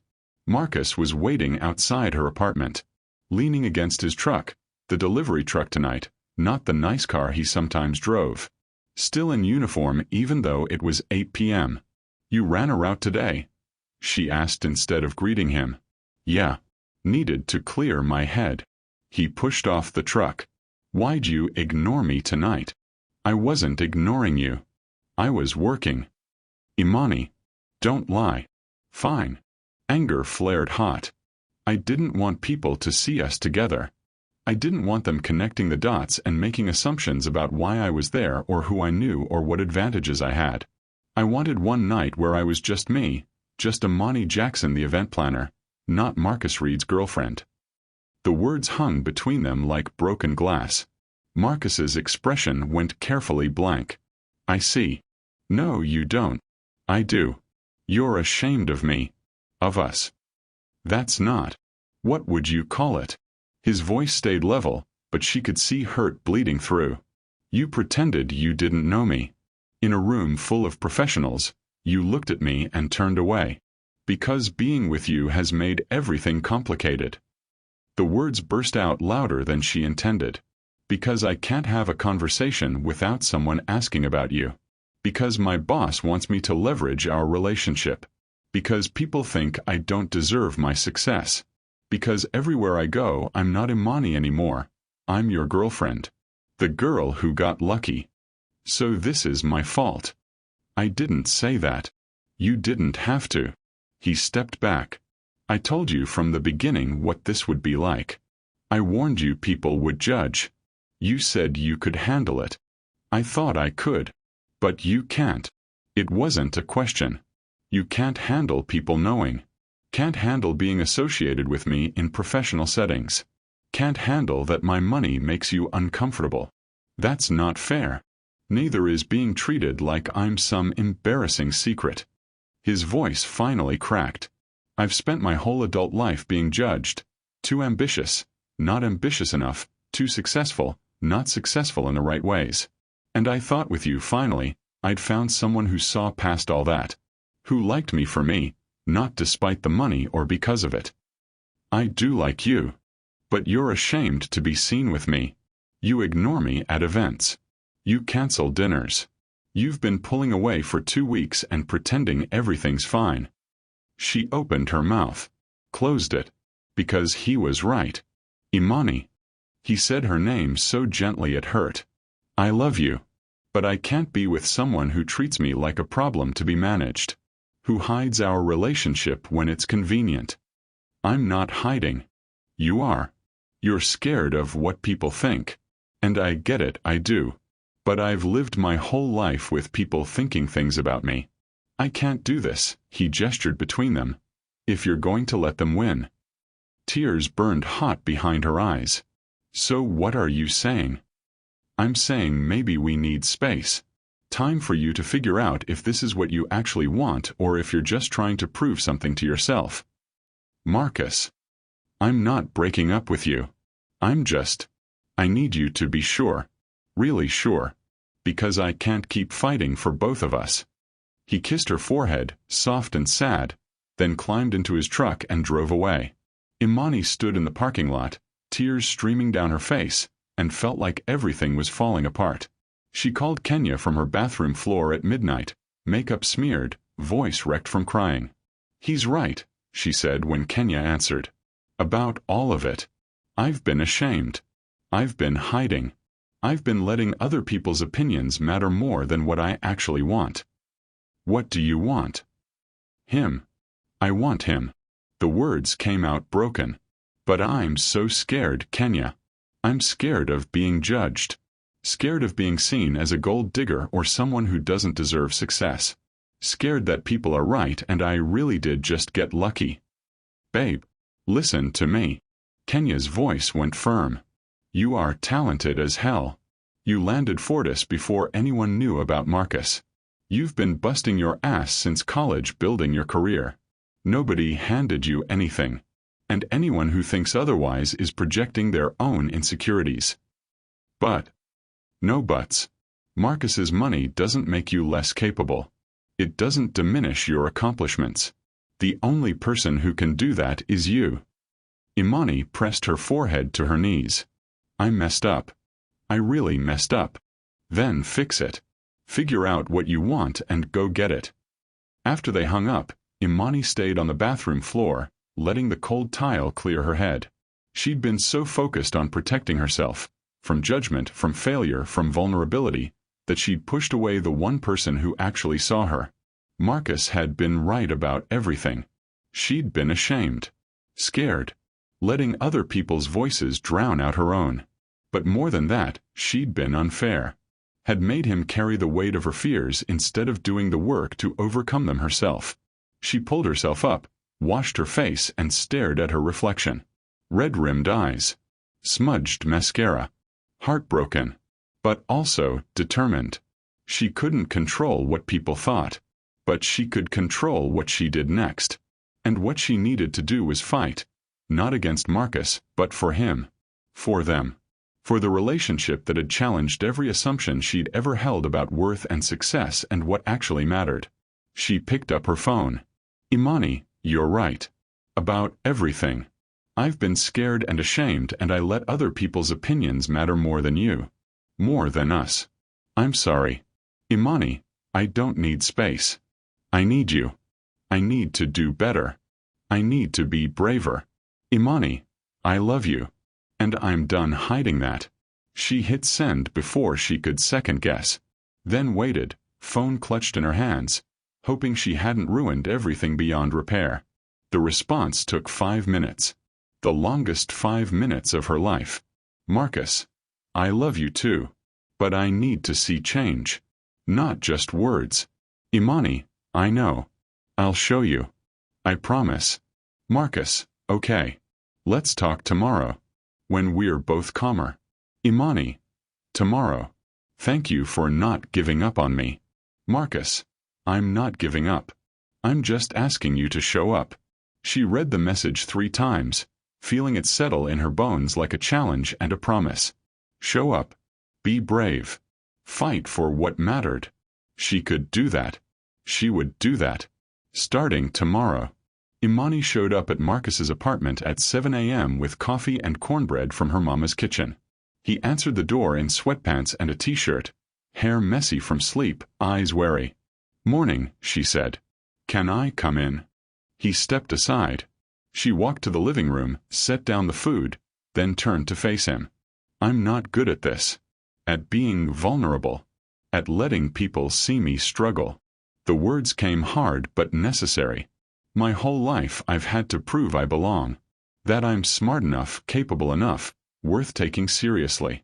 So I built walls. I measured everything. I kept score because if I controlled the narrative, I couldn't be caught off guard." Marcus leaned against the doorframe, listening. "And then you showed up in a delivery uniform and I judged you instantly.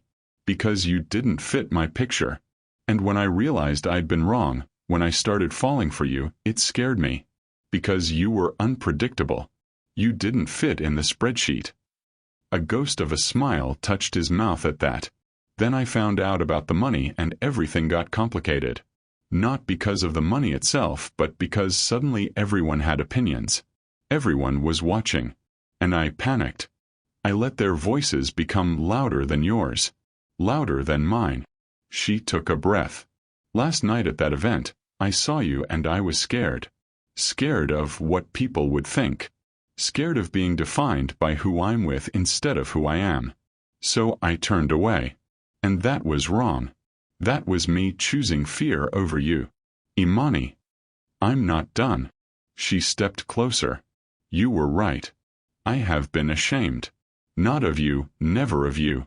But of the fact that I care what people think. That I let their judgment matter. That I've been small when I should have been brave. What changed? His voice was soft. I realized I was about to lose the best thing in my life because I was too scared to defend it. And that's not who I want to be. She closed the distance between them. I want to be someone who shows up. Who fights for what matters. Who loves loudly instead of hiding. Marcus cupped her face, thumbs brushing away tears she hadn't realized were falling. I don't need loud. I just need honest. Then, honestly, I love you. I love that you drive delivery routes and run a company. I love that you bring me to gardens and expensive restaurants. I love that you're complicated and real and you challenge every assumption I've ever made about success. She held his gaze. And I'm done being ashamed of that. I'm done hiding. Anyone who has a problem with us can deal with it themselves. He kissed her then, deep and desperate and relieved. She melted into him, hands fisting in his shirt, breathing him in. When they finally broke apart, both were smiling. I brought cornbread, she said. Your peace offering. Best peace offering ever. They ate breakfast on his couch, feet tangled together, talking through everything. The hurt. The fear. The ways they'd both protected themselves at the other's expense. I should have told you sooner, Marcus said. About the company. The money. All of it. I was testing you, even though I said I wasn't. I was waiting for you to prove you could love me without the money coloring things. That wasn't fair. And I should have been stronger. Should have trusted what we had instead of letting other people's voices matter more than my own feelings. So we both messed up. Spectacularly. She leaned her head on his shoulder. But we're fixing it. Right. Yeah. We're fixing it. He kissed her temple. What do you need from me? To feel secure in this. She thought about that. Patience. While I figure out how to be brave. And honesty always. Even when it's hard. Done. What do I need from you? For you to believe I'm strong enough for this. To not protect me from the hard parts. To let me stand next to you instead of behind you. I can do that. They sat in comfortable silence, and for the first time in weeks, Imani felt like they were on solid ground again. So what now? Marcus asked eventually. Now I prove I meant what I said. Monday morning, Imani walked into the office with her shoulders back and her head high. When Patricia called her in, she was ready. I want to clarify something, Imani said before her boss could speak. My relationship with Marcus Reed is completely separate from my work here. I will not be leveraging that connection for clients. If that's a problem, I understand, but those are my boundaries. Patricia studied her for a long moment, then nodded slowly. Fair enough. For what it's worth, your work stands on its own. The Fortis event is shaping up to be spectacular. Thank you. But Imani, don't let pride keep you from opportunities either. If Marcus's company legitimately needs event planning, there's nothing wrong with submitting a proposal through proper channels. It was a fair point, a middle ground Imani could live with. I'll keep that in mind. At lunch, Shanice approached her table in the break room. Can I say something? Go ahead. I'm sorry.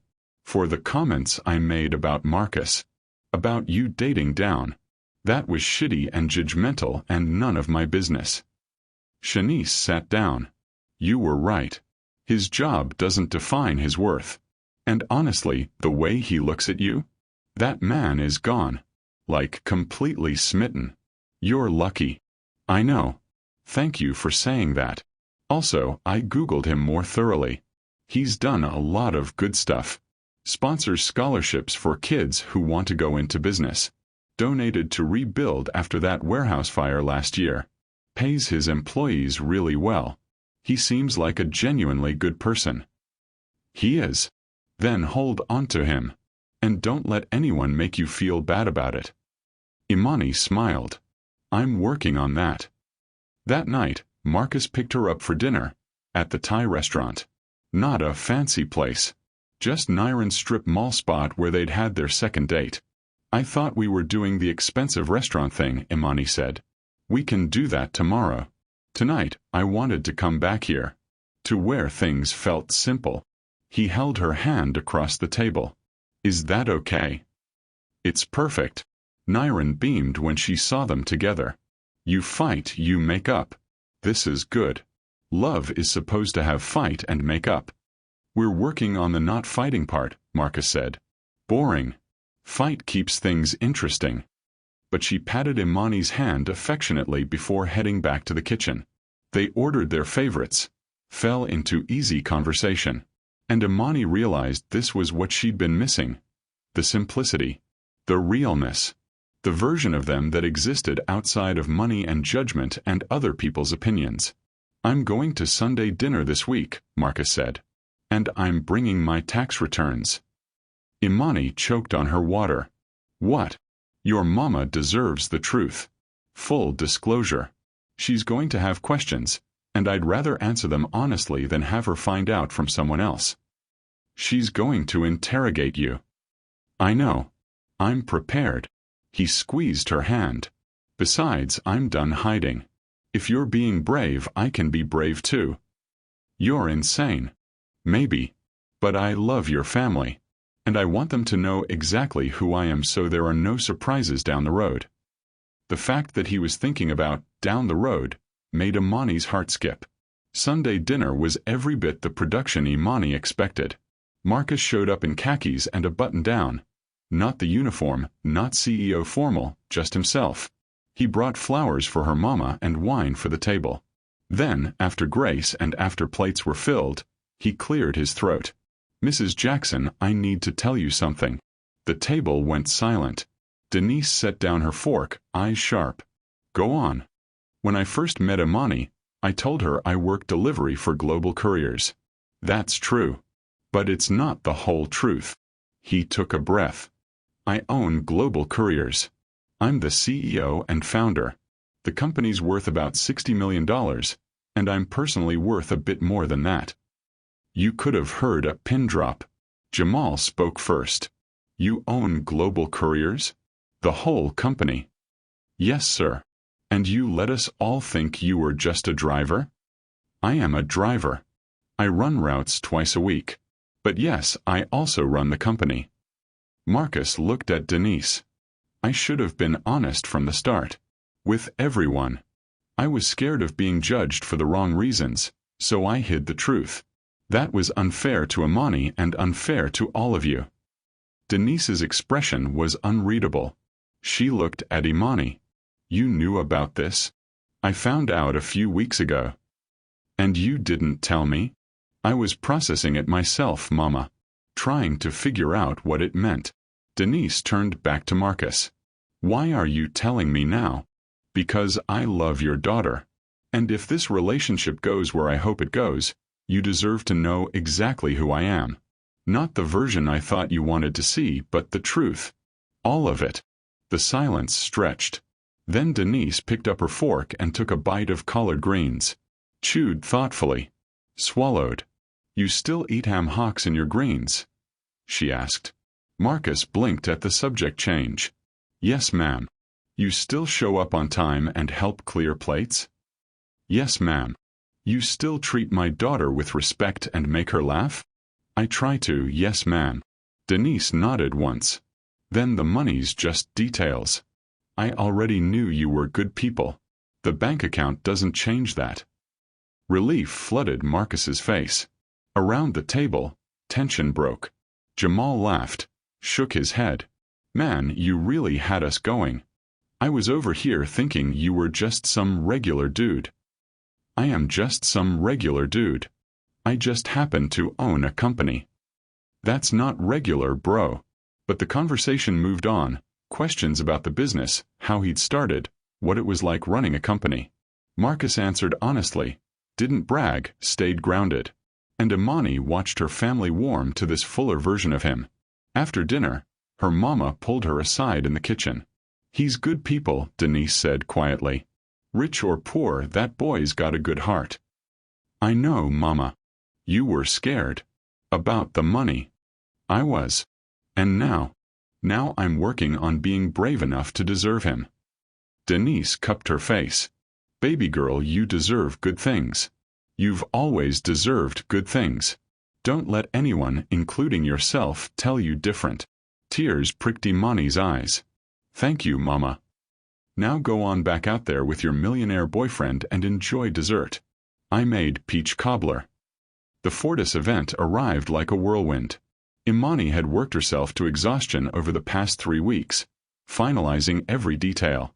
The Art Deco theme came together beautifully.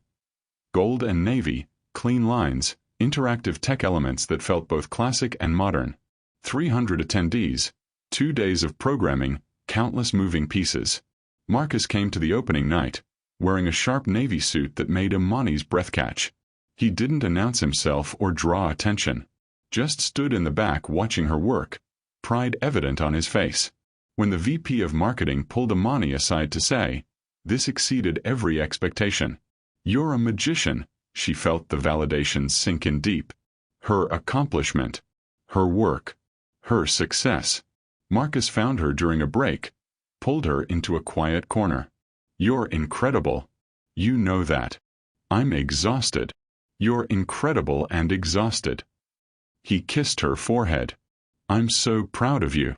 Stay for the dinner portion? Wouldn't miss it. At dinner, seated at a table with other partners and clients, Imani introduced Marcus without hesitation. This is my boyfriend, Marcus Reed. He runs Global Couriers. People recognized the name, asked questions. Marcus handled it gracefully, but always deflected back to Imani's work. Have you seen what she created here? The attention to detail is unbelievable. When the formal program ended and people mingled over drinks, Patricia pulled Imani aside. Outstanding work tonight. Truly exceptional. Thank you. And your boyfriend seems lovely. Very supportive. He is. Patricia smiled. For what it's worth, I never doubted your abilities. The Fortis contract was all you. Anyone who thinks otherwise is wrong. The words meant more than Patricia probably knew. Validation not just of the event, but of Imani's worth. Her capability. Her success that had nothing to do with who she was dating. That night, after the event wound down and the venue was cleared, Marcus drove her home. Imani kicked off her heels, collapsed onto her couch, and felt bone-deep satisfaction. You did it, Marcus said, settling beside her. Crushed it completely. We did it. My team and I. You led them. Take the credit. She smiled, leaned into him. Okay. I did it. I crushed it. There you go. He kissed her hair. I have something for you. Marcus, you don't need to. It's not expensive. Just something I wanted you to have. He pulled out a small envelope. Inside was a photo, the two of them at Gibbs Gardens, sitting on the bench by the pond. She hadn't even known he'd taken it. They were laughing at something, her head on his shoulder, his arm around her. The fall colors blazed behind them. I had it printed, Marcus said quietly. For your desk or wherever. To remind you of the day we figured out we were in this together. Imani traced the edge of the photo, throat tight. It's perfect. You're perfect. I'm really not. Perfect for me then. He turned her face toward him. I love you, Imani Jackson. Your drive and your spreadsheets and your stress baking. Your color-coded life and the way you judge before you think and then work to do better. All of it. I love you too. She kissed him soft and slow. All of you. Delivery guy and CEO. Simple and complicated. Everything. They stayed like that, tangled together on her couch, and Imani felt like she'd finally found what she'd been looking for all along. Not perfection, but something real. Something worth fighting for. 1 year later. The garden was her idea. Not Gibbs Gardens, though they still went there for anniversaries, but a community garden in East Atlanta, where Marcus had bought a vacant lot and was transforming it into green space for the neighborhood. Tables for chess players. Raised beds for vegetables. A playground for kids. Imani helped with the design, coordinating colors and layouts the way she did for events. Today they were planting, her in jeans and Marcus's old work shirt, him in cargo pants and a t-shirt that said Global Couriers across the back. "You're still wearing the uniform," she observed. "Old habits." He dug a hole for a tomato plant. "Plus it's comfortable. Plus you like reminding people where you came from." That too. Kids from the neighborhood ran around them, helping plant flowers under the supervision of volunteers. Mrs. Chen was there, the woman whose son had gotten into medical school. She'd become friends with Marcus, started volunteering at the garden every weekend.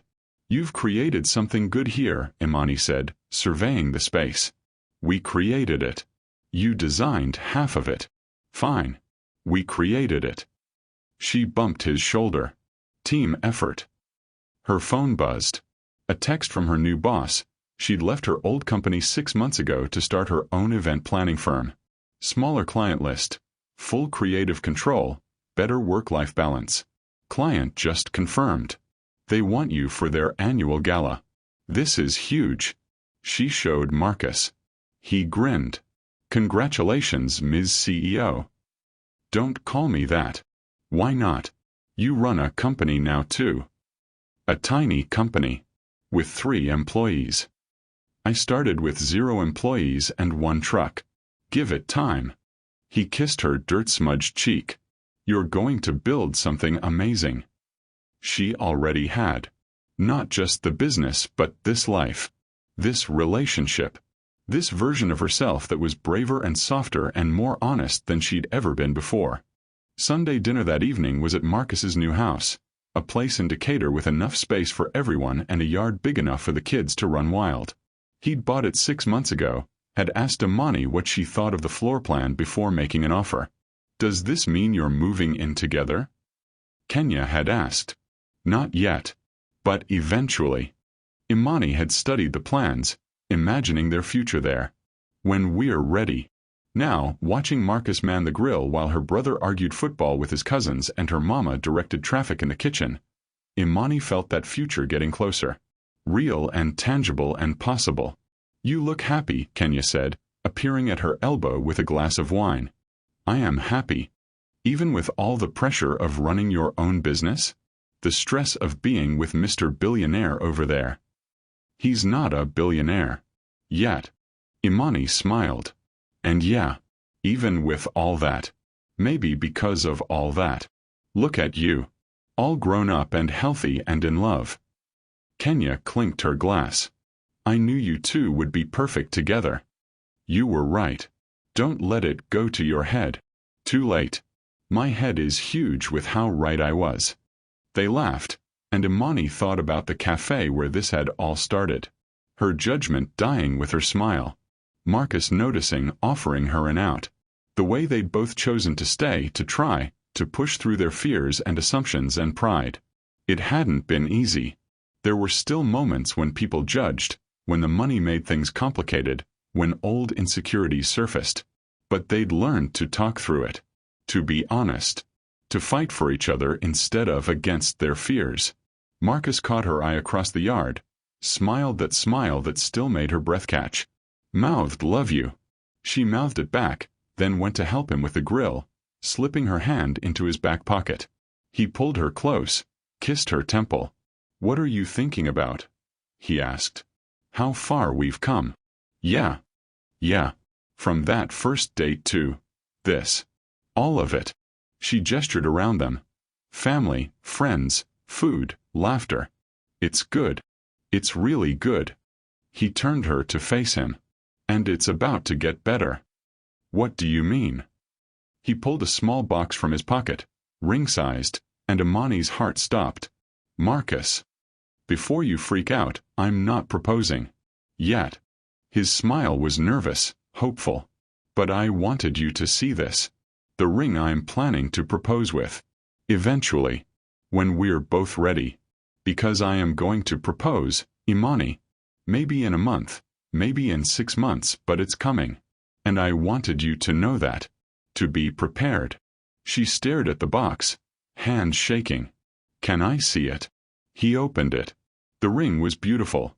Simple gold band with a single diamond, elegant without being flashy. Exactly her style. It's perfect, she whispered. So you'll say yes. Eventually. She looked up at him, this complicated man who delivered packages and ran a company, who tested her and challenged her and loved her fiercely. Yeah. Eventually. I'll say yes. He kissed her then, deep and sure, and around them the family erupted in cheers because apparently everyone had been watching. Her mama was crying. Kenya was screaming. Jamal was laughing and shaking his head. You couldn't wait to actually propose? Imani said against his mouth. I got excited. Sumi. I'm going to remember this. When you actually propose, it better be even more romantic. Challenge accepted. They pulled apart, both grinning like idiots, and Imani felt like her heart might burst from how full it was. This man. This life. This future they were building together, one honest moment at a time. Later, after everyone left and they were cleaning up the yard in comfortable silence, Marka said, You know what the best part of all this is? What?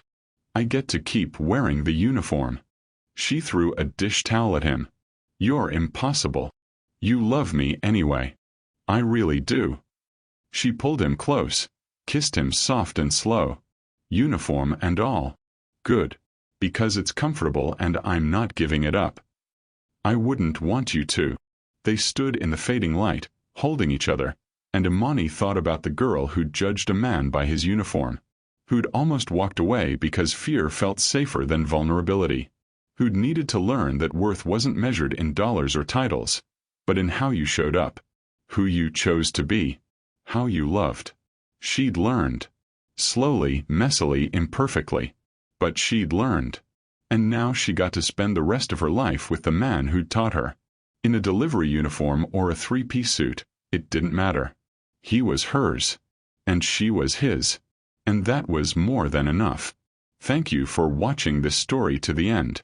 If you enjoyed this story, you will surely love the next one. It's as crazier and more intriguing as you can ever imagine. So do check it out. Click on the image showing on your screen right now to watch the next one.